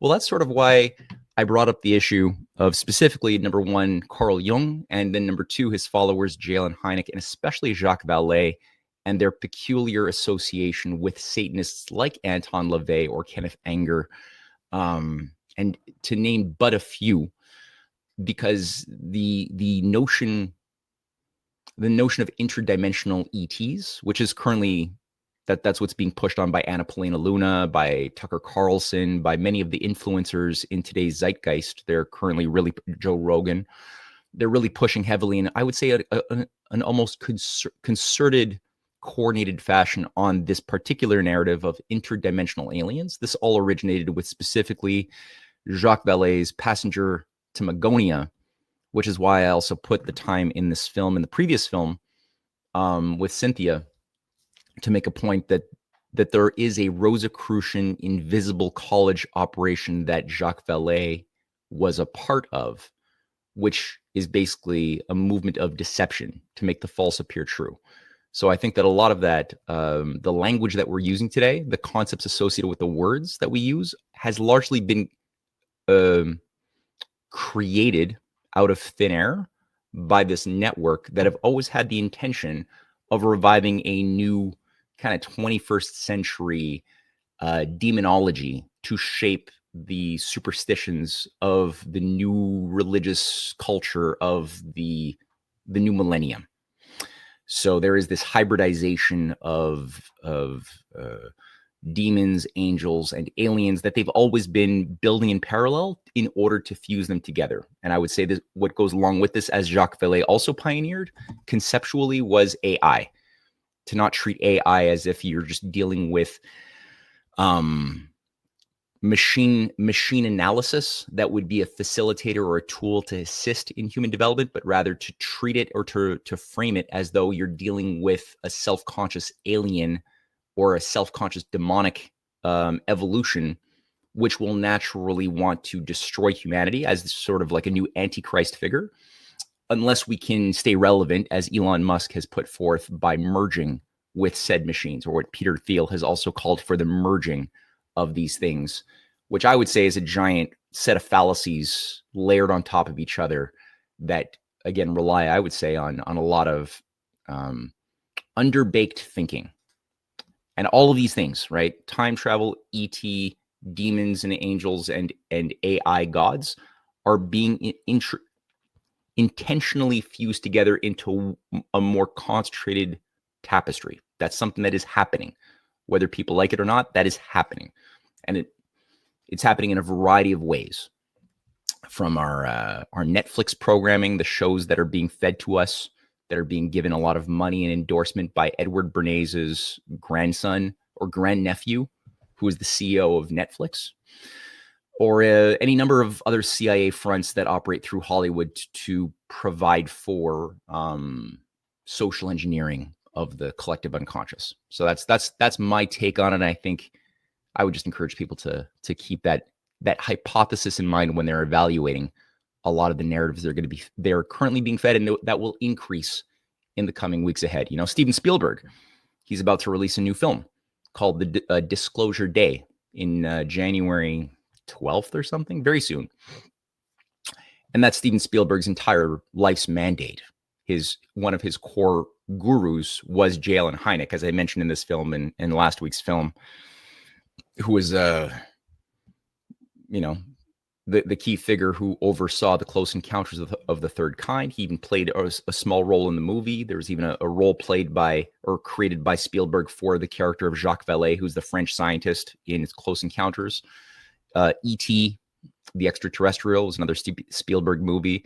And Spielberg's his religion, his self-professed religion, has been ET disclosure. That's the assignment his entire life has been animated by. So the fact that he's doing this now at this moment in January of 2026, I don't see that as, again, separate from the other thing. Spacey says, I love Matt even more knowing that he's married to Cynthia because she's incredibly smart. Good observation. I like your taste, Spacey. I approve. I approve of that statement. All right, let's just scan through. I'm just still scanning. If I miss intelligent comments or questions, I am so sorry. I am so sorry. Somebody writes here, Rebel Nader says that LSD can make you see things too. Correct. That is correct. LSD 25 can make you see things too. Lysergic acid dithylamide, which itself comes from ergot, right? The wheat blight that had contaminated so much wheat and bread in the ancient world and even the medieval world, and that would periodically induce massive psychedelic frenzies throughout the Middle Ages, the age of the Crusades. And this is where people could even look at things like Google St. Anthony's fire. If you Google St. Anthony's fire, that's basically ergot pandemics, where whether by accident or whether by design, I don't know. I'm prepared to accept both. Though my mind is increasingly leaning to design, there would be occasional mass hysteria in the Middle Ages in the 12th, 13th, 14th centuries, because ergot would contaminate entire harvests of wheat, resulting in people feeling like their skin was on fire and hallucinating demons coming to eat them. The reason why it was called St. Anthony's fire is because it was the Society of St. Anthony that oversaw and became the specialists in treating St. Anthony's fire. Now, the Society of St. Anthony, or the Society of St. Antonin, was the order of Hospitallers. It's the order of Malta. Like, so the Knights Hospitaller became renamed the Knights of Malta in 1530, but before that they were still called the Knights Hospitaller or the Knights of St. John of Jerusalem. And they were they had the monopoly on managing symptoms of St. Anthony's fire. Now, knowing what we know today about the role of these high-level chivalric orders in shaping many of the key players overseeing the story that we just heard, the question becomes, as well as MK Ultra itself, like, the actual program that revived ergot and then extracted the active agency, lysergic acid dithylamide, under Albert Hoffmann, who was also very, very passionate about reviving the Eleusinian mysteries, along with Gordon Wasson, the vice president of JP Morgan, who co-authored the book with him and who popularized modern psilocybins, bankrolled by the CIA in 1951 during his ayahuasca excursions throughout Mexico. The fact that these two guys were working together to do that, and seeing the relationship to the Order of St. John of Jerusalem, the Order of Malta, and then looking back 800 years earlier to see how that very same order was in charge of managing mass hallucination trips, is at the very least very interesting. And keep in mind as well, as Brian Murarescu had demonstrated, a Jesuit-trained popularizer of the revival of the Eleusinian mysteries. Somewhere here we have one of his books. He made the point that a key part of the Eleusinian mysteries, the active agent, after several days of initiatory experience, mystery plays that would go on in the ancient world in Eleusis in Greece, was to drink a certain cocktail that was at the heart of the cocktail. It was an ergot. It was essentially a proto-LSD experience, but in a controlled environment that gave people a common experience with a common set of images in their mind because of the mystery plays that they had all experienced together. So the fact that you want it, you expect it, your imagination is being colored by certain stories of going into the realm of the dead, coming back out of the dead, certain very elaborate tapestries would certainly color the dreamscape of people going through that, such that when they actually drank their LSD cocktail, they would all have what seemed to be individual separate experiences. But were they truly individually separate if they were all experiencing or exposed to the same propaganda and all had the inducement to have the same desire of gnosis? That's the question, right? Just throwing it out there. Scanning through once more. So when you see me looking aside, getting a little silent, it's because I'm just quickly trying to scan through. Here, I'm not even going to fully read things sometimes. I'll just see like interesting words and I'm going to pull it up and hope that these are not dumb comments. So Nate says there is a difference between good aliens, ET beings that give humanity invaluable knowledge about ourselves, reality, etc., and bad satanic ones like the Greys, Dracos, who thrive off of slave energy. Okay, Nate, I would suggest what you do after this experience is over is rewatch this film and maybe go ahead and rewatch the previous 3 films, and then revisit this question. I'll just throw it out like that, okay? Spacey again says Peter Thiel is totally a man in black in street clothes. That guy sucks. Yeah, he's creepy. He's a creepy figure. I think he's kind of promoted as something more than what he actually is.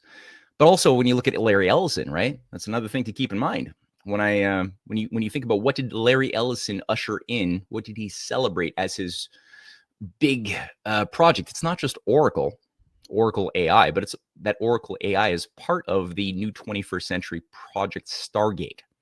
That choice of words gives me personally the heebie-jeebies, knowing what the original Project Stargate was and always has been, even though they say that it was ended in, I think, 1997, begun in 1973, ended in 1997. It's too similar. And then when you look at the idea of what oracles even mean, to call the new AI management system Oracle of all things, knowing that the ancient oracles were the channelers, the necromancers that would channel messages from demons and from the pagan pantheon of gods that would then shape the geopolitical outcomes of the ancient world. And there was like 11 major oracles according to the writings of Aeneid.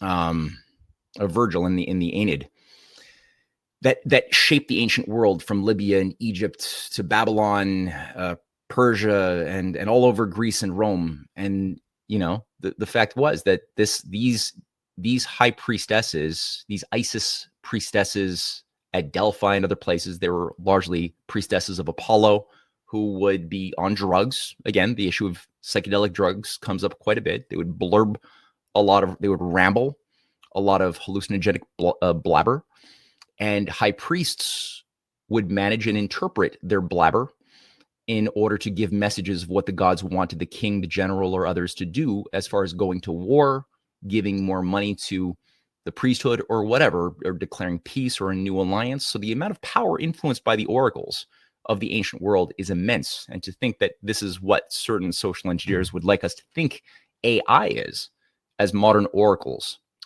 which is how many people actually treat AI. If you notice that, people are beginning to treat chat GPT or other AI systems that they're addicted to as their personal prophets that will answer all questions. Just ask the question: what should I believe about the immortality of the soul? Does it exist? Does truth exist? And people are literally asking ChatGPT these fundamental questions that would normally require profound philosophical work to think through deep questions. And instead of doing that work, they're allowing the AI to do it for them. The same type of, I would say, a very similar kind of psychological effect we could see from weak-minded people of the ancient world who became ever more soft, ever more pliable by the myth makers above. So somebody says all of this doesn't work if you don't watch the programming on the television. Yeah, I mean, to a certain degree, but you should also look at the garbage that is being put out there in order to be able to refute it. So it's a good exercise to still go into the cesspool a little bit and be able to be prepared to do the heavier lifting and debunk critically a lot of the seductive narratives that are going to be spun with the design of confusing ourselves and our loved ones. So it's good exercise. It's good. We know it's good to go to the gym, to eat well, to go to the gym, to exercise, but we don't often apply those standards to the health of our own mind. And there is mind gymnastics that we can also do to strengthen the metaphysical muscles by little exercises like this. Spielberg and the amazing. So Spacey says Spielberg and the amazing stories matches the blue text and black text stuff in the CIA files. I don't actually know what that means, so I'll just skip that one for now. And more up says the third kind, the Eye of Horus. I need a little bit of context, but yeah, that is part of what Aleister Crowley was calling for, right? His purpose was to usher in the age of Horus, and the fact is, Horus was a solar deity of Egypt that was expressed later on in Greece in the form of Apollo. That also was a prototype for the later solar deity or the fallen solar deity of Lucifer. Horus, which we see as the all-seeing eye of Horus on things like the Mormon temple or many Masonic regalia. Basically, I think, portrays an image or a symbol of feeling watched of the ancient Egyptian world at that particular dynasty. I'm not saying that all ideas of Horus always meant the same thing, but I think the idea of it that is being rehabilitated, or that was rehabilitated by Crowley and the Crowleyites, was specifically that particular concept of it as the ancient panopticon that kept society self-controlling. If they all felt like they were being watched at all time, that the gods were always watching you, you slave would never dream of coming up with a strategy to make yourself better or more free or escaping. And I think that that's sort of the image that they're trying to project once again with things like the all information awareness program that was built up in the wake of 9/11, which again featured the all-seeing eye of Horus as its, logo. Or things like even MI6, which its first logo, people can see MI6's all-seeing eye of Horus logo as well. So that's something also to keep in mind. And whoever the hell decided to put that on the US dollar bill in 1932, which seemed to be a grouping trying to control the New Deal, which I I know that Franklin Roosevelt was not a fan of them, that they battled FDR, and they ultimately became the pro-Nazi banking faction within the U.S. who earlier on thought they could utilize FDR and the desperation people were feeling during the Great Depression in order to accept a new age, which would involve an age of Horus. That was fortunately prevented at that time by the maneuvers of FDR and his network of patriotic allies, which has been totally written out of our history. That's a whole story unto itself. But again, you see these symbols crop up again and again and again. Babbage says it was argued that was the cause of the Salem witch trials. I'm assuming you're referring to the LSD or the psychedelic experience. I'm not too sure. If you are, certainly the witch covens of New England, as well as of the old world, definitely utilized these psychedelic drugs, as well as certain types of mushrooms and mistletoe. There's a variety of drugs that were extractable in those days and still are today, opiate-based drugs as well, that could give people under a controlled environment of a magi or a sorcerer sort of managing the experience of the initiate, a spiritual effect that would appear as though or make them feel as though their skin was burning off, that they died to be reborn, or that, you know, some form of demonic forces were ripping them to shreds in order to give them a feeling of being born after death. So there, or even just being put into a catatonic state. There's a number of chemicals that were known even in the 17th century and even earlier that would put the body into a state where it was quite literally catatonic, and that was almost impossible to discern whether that person was dead or alive. That's something that in more recent times people noticed or might have heard of the stories from Haiti with voodoo rituals that originated modern zombie stories, where people would go through these initiatory rites. No one would realize what was happening. They thought the person was dead. They couldn't feel a pulse, and they would bury them. And then a day later, the person would wake up in a coffin, and if they were lucky, they would be able to dig themselves out, to the petrification of the village who had seen their dirty, their dirt-ridden relative or friend walking down the streets in a stupor. So this is something to keep in mind. Yeah. Let's just scan through a little bit more here. And I'm doing this because Gordon's show was canceled. So luckily today I can go on a little bit longer scanning through some of the comments where normally I would have to stop a lot earlier than I'm doing right now. So I'm just scanning through here. Okay. Wow, there's a lot of comments. A lot of good comments too. I'm very happy that people seem to have liked the movie. And keep in mind here too, folks, if you're watching the show, part of what I'm also hoping, on top of inspiring people to become stronger, to be able to deal with the misinformation that's going to be scattered at you, is to also raise money, because we have to do episode 5, we have to do episode 6, 7, and 8, and we have to figure out how to raise money to do that. So if you want to do that, do a donation, and or write me a message, and I'll tell you how you can do a bigger donation if you really want to help out by bankrolling a whole video or a partial video. There's ways of doing that. Just send a message to CanadianPatriot.org or RisingTideFoundation.net, and I'll give you some instructions on how that stuff works. So just throwing that out there as well, seeing if anybody bites the bait for that one. Raw Shark Live says, observe the enemy, but don't buy into whatever they are selling. Good advice. Good advice. Correct. Somebody says, Amor Up says, where AI use dependency just maybe disconnecting from the mind of Christ. I mean, it just disconnects you from just substance in general. Yeah. Rebel Nader says you need to look at the whole thing, get the whole picture. Again, very good advice. Don't get lost in the trees.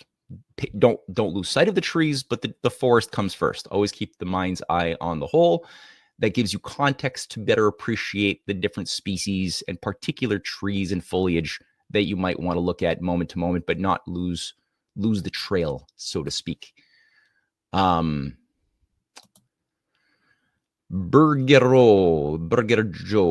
Joe says, how do you stand on Freemasons? Some say they're for good. Others say they're for evil. What is the truth? Well, both of those statements can be true in a certain way. I would actually suggest, if you really want to get my take on it, which would involve probably a whole show unto itself, and has involved whole shows unto itself, come to think that I've done some deep dives, I'd suggest pick up my book, Edgar Allan Poe's Final Mystery and Other Tales of Ratiocination. It is part of the Revenge of the Mystery Cult series, Volume 3.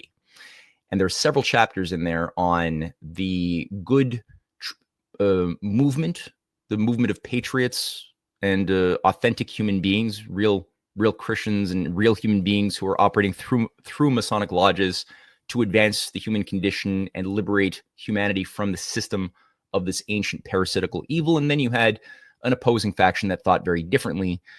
Most of the, I would say, unfortunately, at this stage of the game, at least, most of the patriotic layers within the Freemasonic agencies that I know existed, at least up until the 1930s, 20s and 30s, there were still an active movement. I don't see evidence of where that is anymore. I just don't. So I think a lot of the best of the Freemasonic movement and traditions were snuffed out in the 19th century. There are people like Harry Houdini, who did an amazing amount of work. He was a Freemason, but he was also working with people like Franklin Roosevelt with the U.S. Office of Naval Intelligence before and during and after World War I, who were playing a very, very important role at saving humanity from the New World Order. So it is something very fascinating. I would say also Edgar Allan Poe's work with Henry Clay and the American System faction is something available to any investigator. We've actually recently done a documentary based on some of the findings published in that book. It's going to be the first of at least 2 documentaries on Edgar Allan Poe's Final Mystery. People could watch that currently on my Substack, MatthewEhret.substack.com, or on our YouTube channel. No, not our YouTube. It's still under a paywall. And you can get some of that fight. So just keep that in mind. Take note of that. If you want to send me an email, I can give you the links to access those things. Here, so let me just quickly scan through a little bit more here. It is 8 o'clock. There's still a little bit of time. All right. Somebody writes ergot in the grain. That is correct. Palantir is your future Eye of Horus. Well, Palantir itself, I mean, a lot of these things come from a very similar sci-fi fantasy realm. Palantir itself, as people know, comes from the orb, the oracular orb in the Lord of the Rings. And that orb, as you know, people can recall, what does that orb do? Featured in Tolkien's Lord of the Rings, it's the orb that gives you omniscience. The user of it can literally see anything that they wanted to anywhere in the world at all times. This is what Sauron uses to view the world. So anybody who touches it is going to be seen by Sauron. So again, it is actually the Eye of Horus. That is literally what it is. You're very correct in that statement, Seventh Whale. So there's a little more here. Okay, well, there's a lot of comments. My God, how do people keep track of these things? Okay. I got here BB's argument on AI holds weight, says Rebelnator. Tesla's use real-time information to make decisions on current environment. What do you think, EC? I actually don't know what some of these not anagrams, what is it? I don't know what actually EC means, but what I can say is, yeah, there is.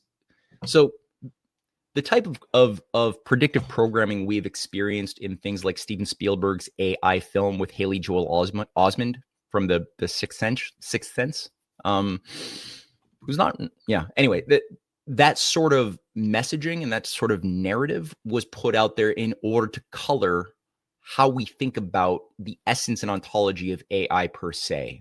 And there was already a plan in place back in the 1940s to spin and to massage the human zeitgeist to start thinking that, or becoming convinced that artificial intelligence and robots more generally should eventually be granted human rights.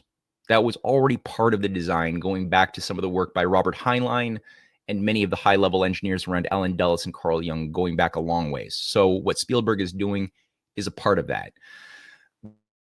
What the Minority Report, which is first a book and then a movie, also very similar predictive programming to sort of shape the idea that pre-crime could be proven to be discovered by those who controlled the correct algorithms, who could get the right biometric readings of a future society, a very Gattaca-like society, such that even just by simply having bad thoughts, they could be read by whoever is controlling your neural net or whatever. I'm not saying that they can do this. I'm just saying that this is how the movies have been convincing us to think and relate to the idea of what is possible and even what is necessary that we could either adapt to or maybe go to war with, a la Skynet.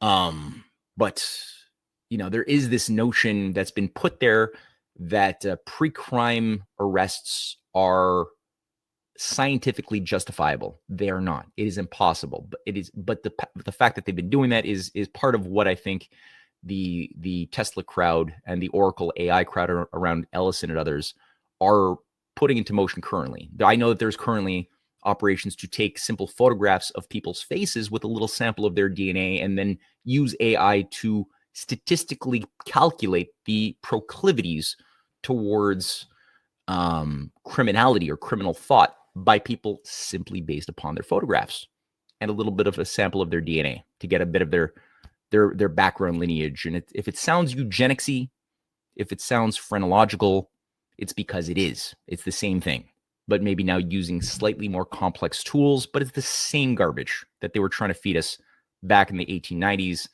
under phrenology in the 1880s that people like Edgar Allan Poe were hilariously debunking in his Imp of the Perverse short story. People can read it, Imp of the Perverse, or even later on with the respun version of it under eugenics and its Nazi incarnations, whenever the Nazis were going around the world looking for the original Aryan and Hyperborean super races and the origins of the Aryan species in Tibet or India or Iran. They were always measuring cranial sizes and shape. That's phrenology. And the idea of applying now the genetic component to it to see if, did your grandpa go to jail? Did your great grandpa go to jail? Well, maybe that would justify statistically why we should sterilize you now so that you don't have kids who would likely go to jail, right? That is the type of lame statistical reasoning that is again being applied once more under this AI predictive programming or predictive arresting logic that they're even spinning in universities. In Harvard, you'd think the most educated people in Oxford and Harvard are being trained to readopt what was something we had formerly naively thought was destroyed. It wasn't destroyed. It simply has been reconfigured. So yeah. Okay, let's get on through here a little bit more. Okay, I know there's a lot of discussion about the Freemasonic question. Again, worthwhile thing. My book, Edgar Allan Poe's Final Mystery, Revenge of the Mystery Cults, episode 4, goes through that. Raw Shark Live says, I find it hard to believe that FDR was a good guy. The New World Order made huge gains during his tenure. Okay, so for this, I would suggest, again, it's hard, it's annoying, but I've written a lot of books. I've produced a lot of my research in the form of books that I try to share the research, that I try to make as well cited as possible.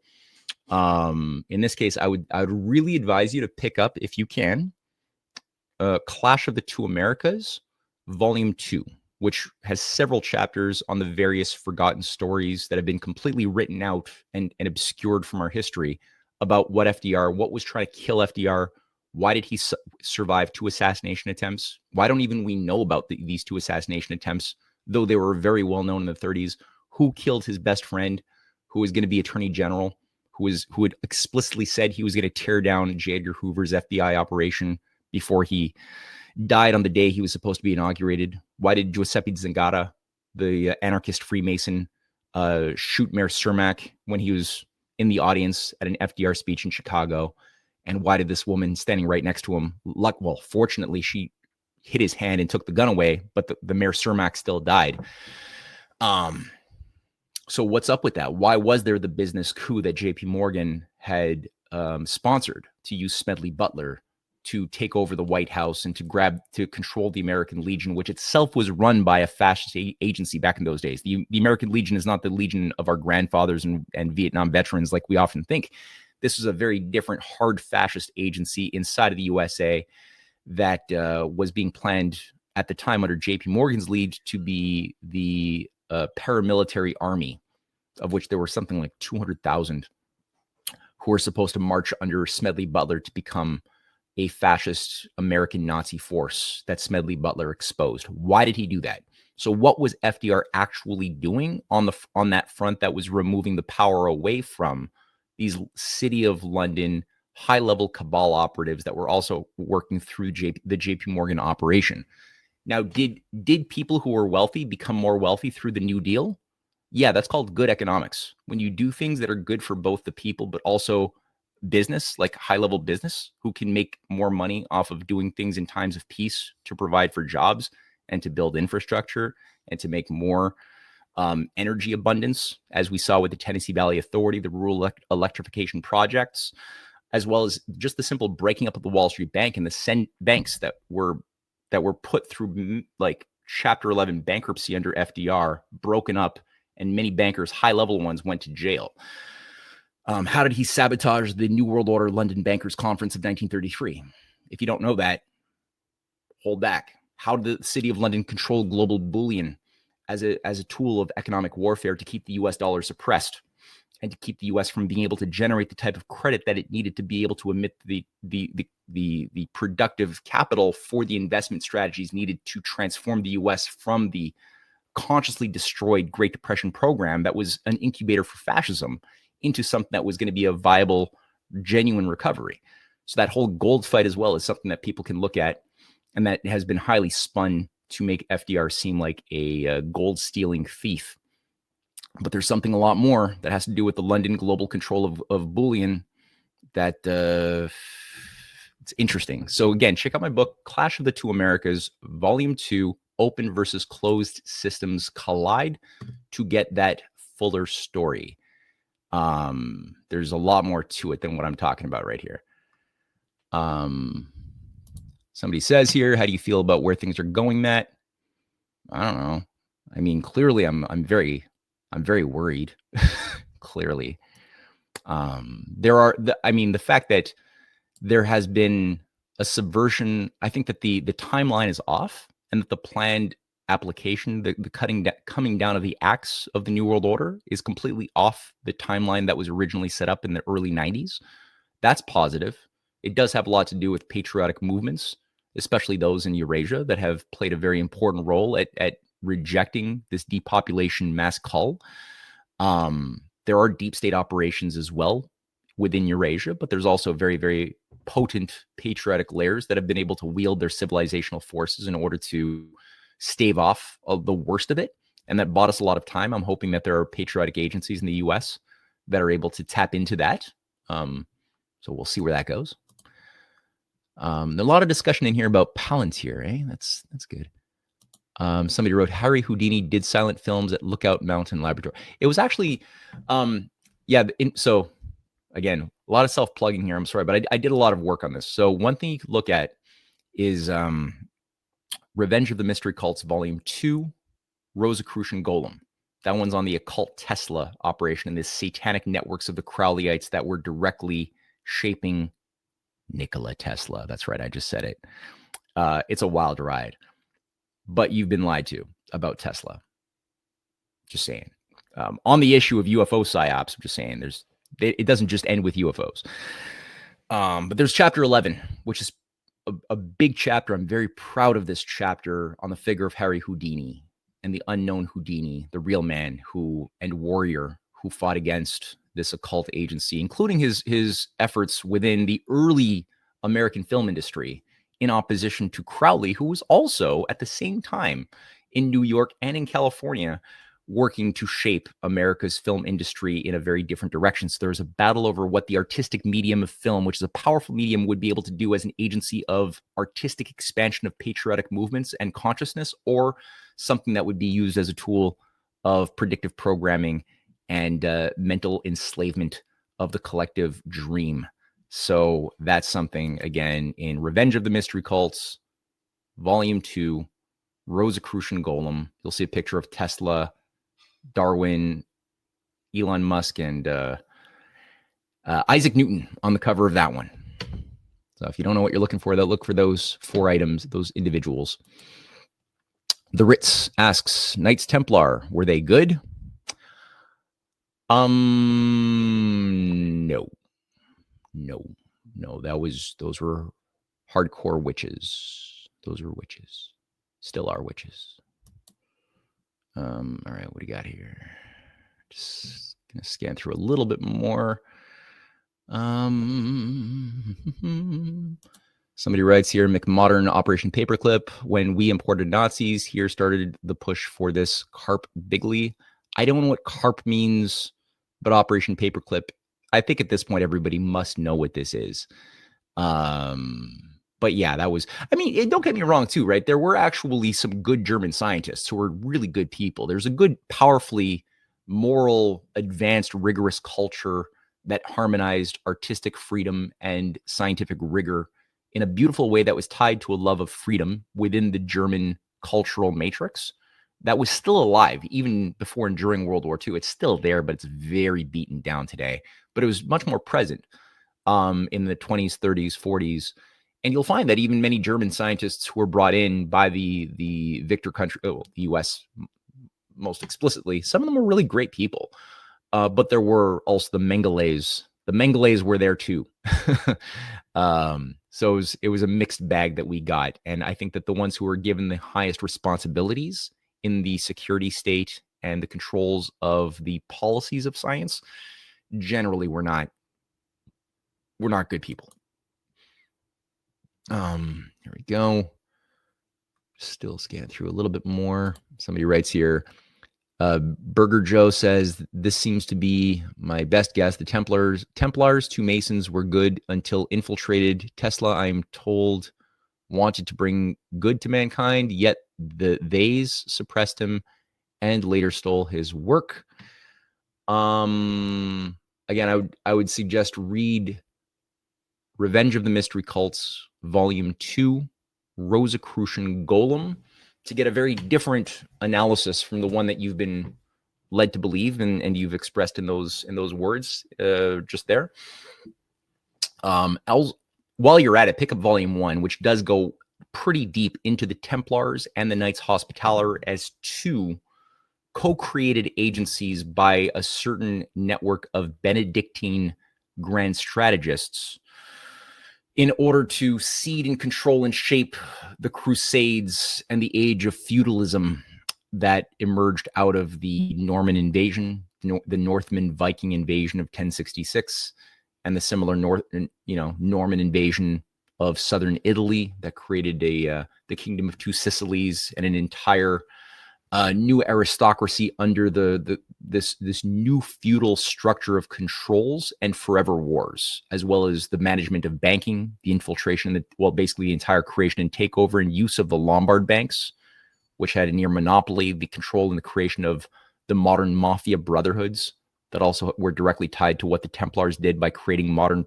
piracy, the Skull and Crossbones operation, and the management of privateering operations as a form of terrorism, but very well organized top-down terrorism that itself was Templar in its control mechanism, and that never disappeared.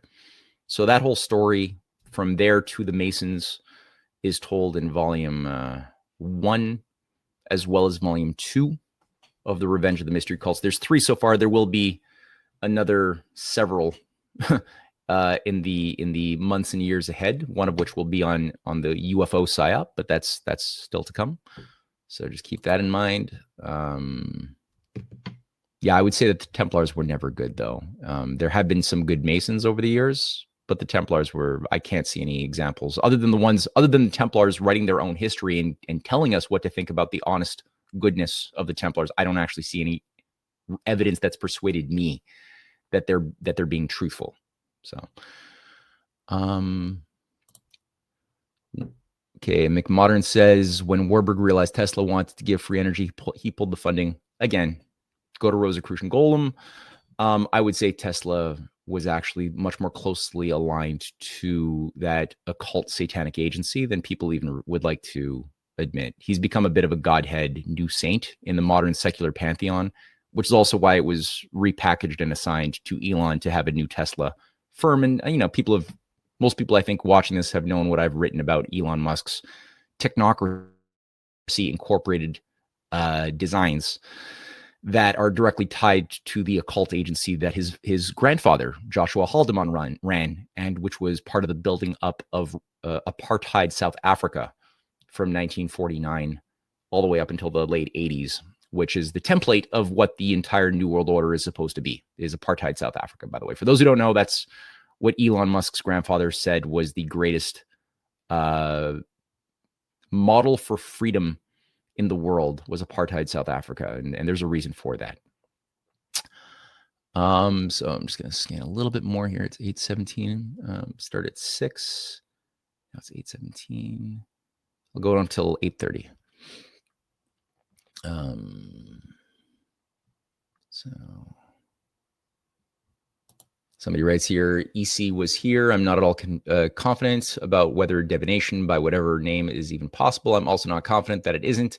I've had some odd experiences. Yeah, I've had some odd experiences too. I think that what I would say is if there is a provable magic trick that's trying to color an idea of what this divination thing is, and if an idea of it is reducing our sovereign capability of acting as free agents in harmony with God's will, if our idea of what this is reducing that in favor of some deterministic programming that eliminates our ability to play a role for the good, then I would say that we're probably being given a lie of some form or another. There's probably some fallacies in the idea of it. That's my litmus. That's my litmus test in any way. Who decided that the U.S. would join in on World War II? If we hadn't, we'd be in a much better place. No, I disagree. I actually think that even though World War II should never have happened, because Wall Street and the City of London should never have funded fascism in the first place, and they never should have orchestrated the Great Depression, they did it despite the fact that they should not have. But the fact that they did it and were utilizing the buildup of the entire Nazi and fascist war machine in order to use these fascist systems as both solutions to the massive Great Depression that they orchestrated on the one hand, and then number two is battering rams to get rid of authentic sovereign nation states in favor of a system of global totalitarian control. That means that it had to be put down if we were going to survive that attempt at a new world order. So I actually think that if the US had not entered World War II, my evidence doesn't show me that Hitler would have remained content at being just a happy, sovereign German country that was not going to be expansionist. Hitler was always going to be expansionist. And he had a program where he explicitly outlined the underhumans of the Slavs that he believed were destined to be ruled over by a master race, at least those permitted to live under the eugenic system. He had also applied rigorous eugenics to culling the unfit of his own Germanic races before extending it to others. And his idea was to always expand. Look at the maps of German influence controlling of Europe, and then their intention to control all of Russia and much of North Africa. Italy had its own thing too that was going to share certain spaces. And the only plan that Hitler was hoping for was that his sponsors around Montague Norman, the Bank of England, and many of the Wall Street fascists that had been very happy funding Hitler, including George Bush's grandfather, Prescott Bush, and the whole Brown Brother Harriman apparatus, was going to restore their old promise to Hitler, which would be to co-manage the New World Order together. Alex Craner, who some of you may know, has done some remarkable work on the trilateral control mechanism that Neville Chamberlain had advanced with Hitler, with the promise that the Anglo-American elites would control a fascist North America, a little bit of, South America, a little bit of Central America, most of Central America. And Germany would control Russia and a big chunk of Europe. The French fascist system would control their zones, their empire of a certain amount of Africa, some of Asia, Vietnam, for example. Japan fascism, so fascist Japan, also funded by London and Wall Street, would control their own jurisdiction of China as their slave society. The same way the Germans saw the Slavs of Russia, so too did the Japanese see the Han Chinese Untermenschen. And, Britain was supposed to control India and a big chunk of Africa, according to Hitler's own desires. So no, and Hitler also, we're actually making a movie about this called Why Real Patriots Don't Think Like Hitler, because people like Tucker Carlson, Joe Rogan, Nick Fuentes, many others have been spreading this false reconstruction of history to paint the image that Hitler was the good guy who actually didn't want to do anything more than get rid of bad bankers and have a dignified Germany. That's a lie. He was a eugenicist. He wanted to expand. He wanted to carve up the world according to the whims of his financier backers. And it's only when he got off the reservation and he realized, and he got it in his mind that it were best to protect before attacking Russia the way the British had wanted him, so that they could just use Germany to destroy Russia, and be maybe the second tier partner, junior partner in the New World Order. He got in his mind that he had to secure his southern border, according to his generals who gave him better advice. And because the machinery built up, he said, well, I can be the senior partner and Britain can be my junior partner. And there were many people in Britain that wanted to go along with that, including the King of England himself, Edward VIII. That's all going to be in our upcoming movie. If, again, people want to donate to our work, it'll go towards these movies that are going to be coming out, and an upcoming book in January called Why Real Patriots Don't Think Like Hitler, because Hitler revivalism is coming on fast. So if you didn't notice that, pay more attention. So let's hide that one. Can't scan a little bit more here. Okay. Some people like some of what I said here. That's pretty good. I'm happy. Somebody wrote, link to Matt's books in the description of this video. On Android, click X in the upper corner, then click more. Thank you, MZ Mouser. Thank you very much for doing that. I did not put the links to my books, but again, people can go to, I guess, Mouser's advice. Also, CanadianPatriot.org has a lot of links to the books by Cynthia, as well as myself, and many of the documentaries. Most of them are free to watch at this point. We've removed most of the paywalls, so they're free to watch and to share. That's pretty funny. Mandigo says, why would God invent a commie? Okay.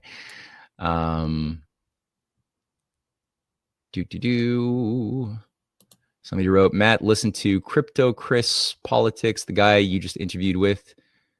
I did? Oh, Crypto Rich Politics. Okay, he interviewed Craner, Nixon, and Luongo. They pointed out the positives, Donald J. Trump handling things. Yeah, I hope so. I keep my hope alive, but at the same time, I'm looking at I'm prepared, like I've told Gordon and Alex and Tom, that I'm prepared that this is a bit of a sick joke as well. We'll see what the, evidence provides as we go forward in the days and the weeks ahead. Somebody liked my answer. That's cool. Thank you. Raw Shark Lives says, absolutely love your shows, Matt, expanding my knowledge and worldview. Thank you, Raw Shark Lives. I'm glad I could help. Somebody wrote, the spawn of, I think that meant Satan, and the Catholics are the Knights Templar. Yeah. There's actually a guy named Mike King who has a pretty useful channel on Twitter. If people can check out Mike King on Twitter, his work covering the Templars as well as their different incarnations over the centuries, as well as I would say also Cynthia Chung's current series that she's been doing for the past 4 months. It's going to become her next book, is impeccable, going through the dark witch coven underpinnings of what were the Rosicrucians before they were the Rosicrucians? How did the Templars become the Rosicrucians and the Jesuits? What were they before that? So Cynthia and I have been collaborating on that. Her current essay series is incredible. That's on cynthiachung.substack.com. A lot of them are behind a paywall, but honestly, it's worth the investment of the $5 a month for Cynthia's work. It's blowing my mind every time I read these things. So that's cynthiachung.substack.com if you want a good resource. And Matt King on Twitter. It's he does good work.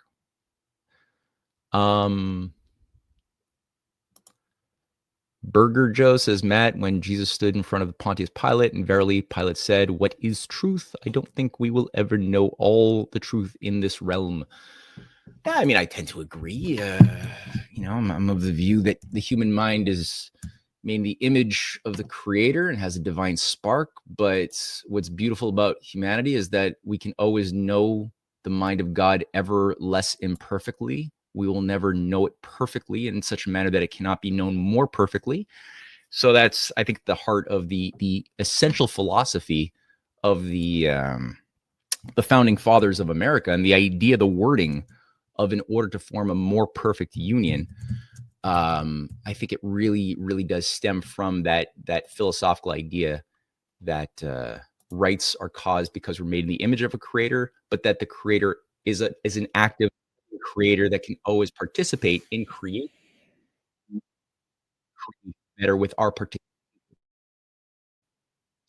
That's also a very important philosophical idea that's been largely lost and obscured in recent years. So I've noticed that Burger Joe is now a monthly supporter. Thank you, Burger Joe. And I've just gone onto the Rumble because I've noticed that when I use StreamYard, I can't see when people donate money. I just can't. So if there were people who did make a donation of anything during the live stream and I didn't read your comment, it's because I can't read those who donated money, and I don't know why. So I did just see that. But look at that. It's 8:28, folks. It's 8:28. Oh, wait. Oh, God. We're getting up to the top of the 8:30 here. So Nate says, sorry, Matt. I have to disagree with you there. The Knights Templar, along with a lot of witches, etc., were all persecuted and burnt because their knowledge, etc., went against the Catholic Church fraud. Yeah, I would just say don't dichotomize it. There were definitely innocent women who were burnt as witches. I am no way defending the burning of witches. That was a giant psychopathic mess. However, there are controlled dichotomies. What you can often find is that just like the Jesuits controlled the structures of the Catholic fascist church of the Habsburg Empire, they at the same time had an occult intersection around Loyola and his followers, higher initiates, which worked in tandem with their Luciferian rebel movement that was incarnated in the form of the Rosicrucians, which had the exact same esoteric inner control mechanism. So they create a system of corrupt top-down control, and then they create as much as possible the net to capture freedom-loving rebels. They don't always succeed, but that's generally been the MO, is you control the stoic top-down structuralists, and then you also control the Epicurean heart-based feelers. That's what Friedrich Schiller was exposing in his letters on the aesthetical education of man as he watched the French Revolution devolve into crisis, into collapse and chaos, which fell far short from his hoped, and many of the best of the European Republican movements of the 18th century. They were hoping that the American example was going to be followed successfully by European countries, beginning with France, and it didn't happen that way, because the culture was of an inferior level than what we had had under the influence of people like Ben Franklin, who worked for many, many generations to uplift the moral and psychological status of the people so that they didn't fall for these traps of false left versus right dichotomizations. So yeah, I've noticed that many of the Dominican and Franciscan inquisitors who sanctioned and oversaw many of the witch burnings, which often killed either low-level witches who didn't know what they were a part of, or just totally innocent women, were themselves actually operating under the same Gnostic inner core as those who were controlling the real hard black magician witches. There's that. On the Templars, yeah, no, you'd have to put forth a very persuasive argument, because I've seen a lot of evidence at this point that's persuaded me that there is no justification for anything good having come out of the Templars at any time, except for propaganda that was spun by Templars. Which, like, why am I going to believe that? When I know what they did control overseeing the child trafficking networks of the Crusades, the Children's Crusade that had 40,000 children disappear forever, as well as, the general piracy networks, the global banking networks, all of this stuff, as well as the forever bloodbath ritual murder of the Crusades that probably killed upwards of 8 million people over 200 years that the Templars were specifically assigned to oversee. So yeah, I'm sorry. You got to do really good work if you want to persuade me that I'm on the wrong hypothesis here. Okay. So, Matt, I just got to address this one. Is it just shit all the way down, or is there any hope? You're depressing me, Matt. Again, check out my books. I'm actually a very hopeful person. I do have quite a bit of optimism, but I think we have to be very strong to look at the level of ugliness shaping our hearts and minds and hopes and fears in the world that we're living in. We have to be very, very strong in that sense. And there's a lot that is available that it's accessible to our reason, that because it is knowable to reason, it is communicable, it is something that can be dealt with in a way which is in harmony with natural law. And I do see deep civilizational movements that are unwilling to go along with this New World Order agenda that do represent something very beautiful. And I think it's our job to just empower those representatives in the Western world to really get more meat on the bones, because there's a lot of good-hearted people who are way too flaky-minded to survive what they're being set up for. So yeah, we have to just expect more of ourselves and expect more out of people we care about. That's, I would say, another thing. So it is now 8:32. I've gone too far. I've gone too long. And this was fun. I really enjoyed this very, very lively back and forth. I didn't have time to read all the comments I'm sure there were some amazing comments that I missed, and I'm so sorry for that. But next week, what we'll do is either do the Hidden Hand Behind UFOs episode 1, which I realized that we didn't do. If Cynthia is currently traveling a little bit, but if she could be there, we'll do that. If not, we'll do a different video and we'll circle back to do that first story of the Hidden Hand Behind UFOs episode 1, either next week or the week after. And well, this is a fun little experiment. So we'll keep doing this. And please, again, as I said, share these videos. So if these are powerful to you, if they impacted you, share them, spread the word. This is entirely based upon the voice of the people. And also, if you're able to make a donation to the Substack work, to our documentary project, please don't let me stop you. Okay, so thank you, everybody, for joining me, and we'll see you again next week, and we'll do this outro here. All right, take care. Thank you so much for joining us, and don't forget to hit the thumbs up on this video. And a special thank you to all of our advertising partners. Please remember to shift your dollars to support those businesses that support Badlands Media.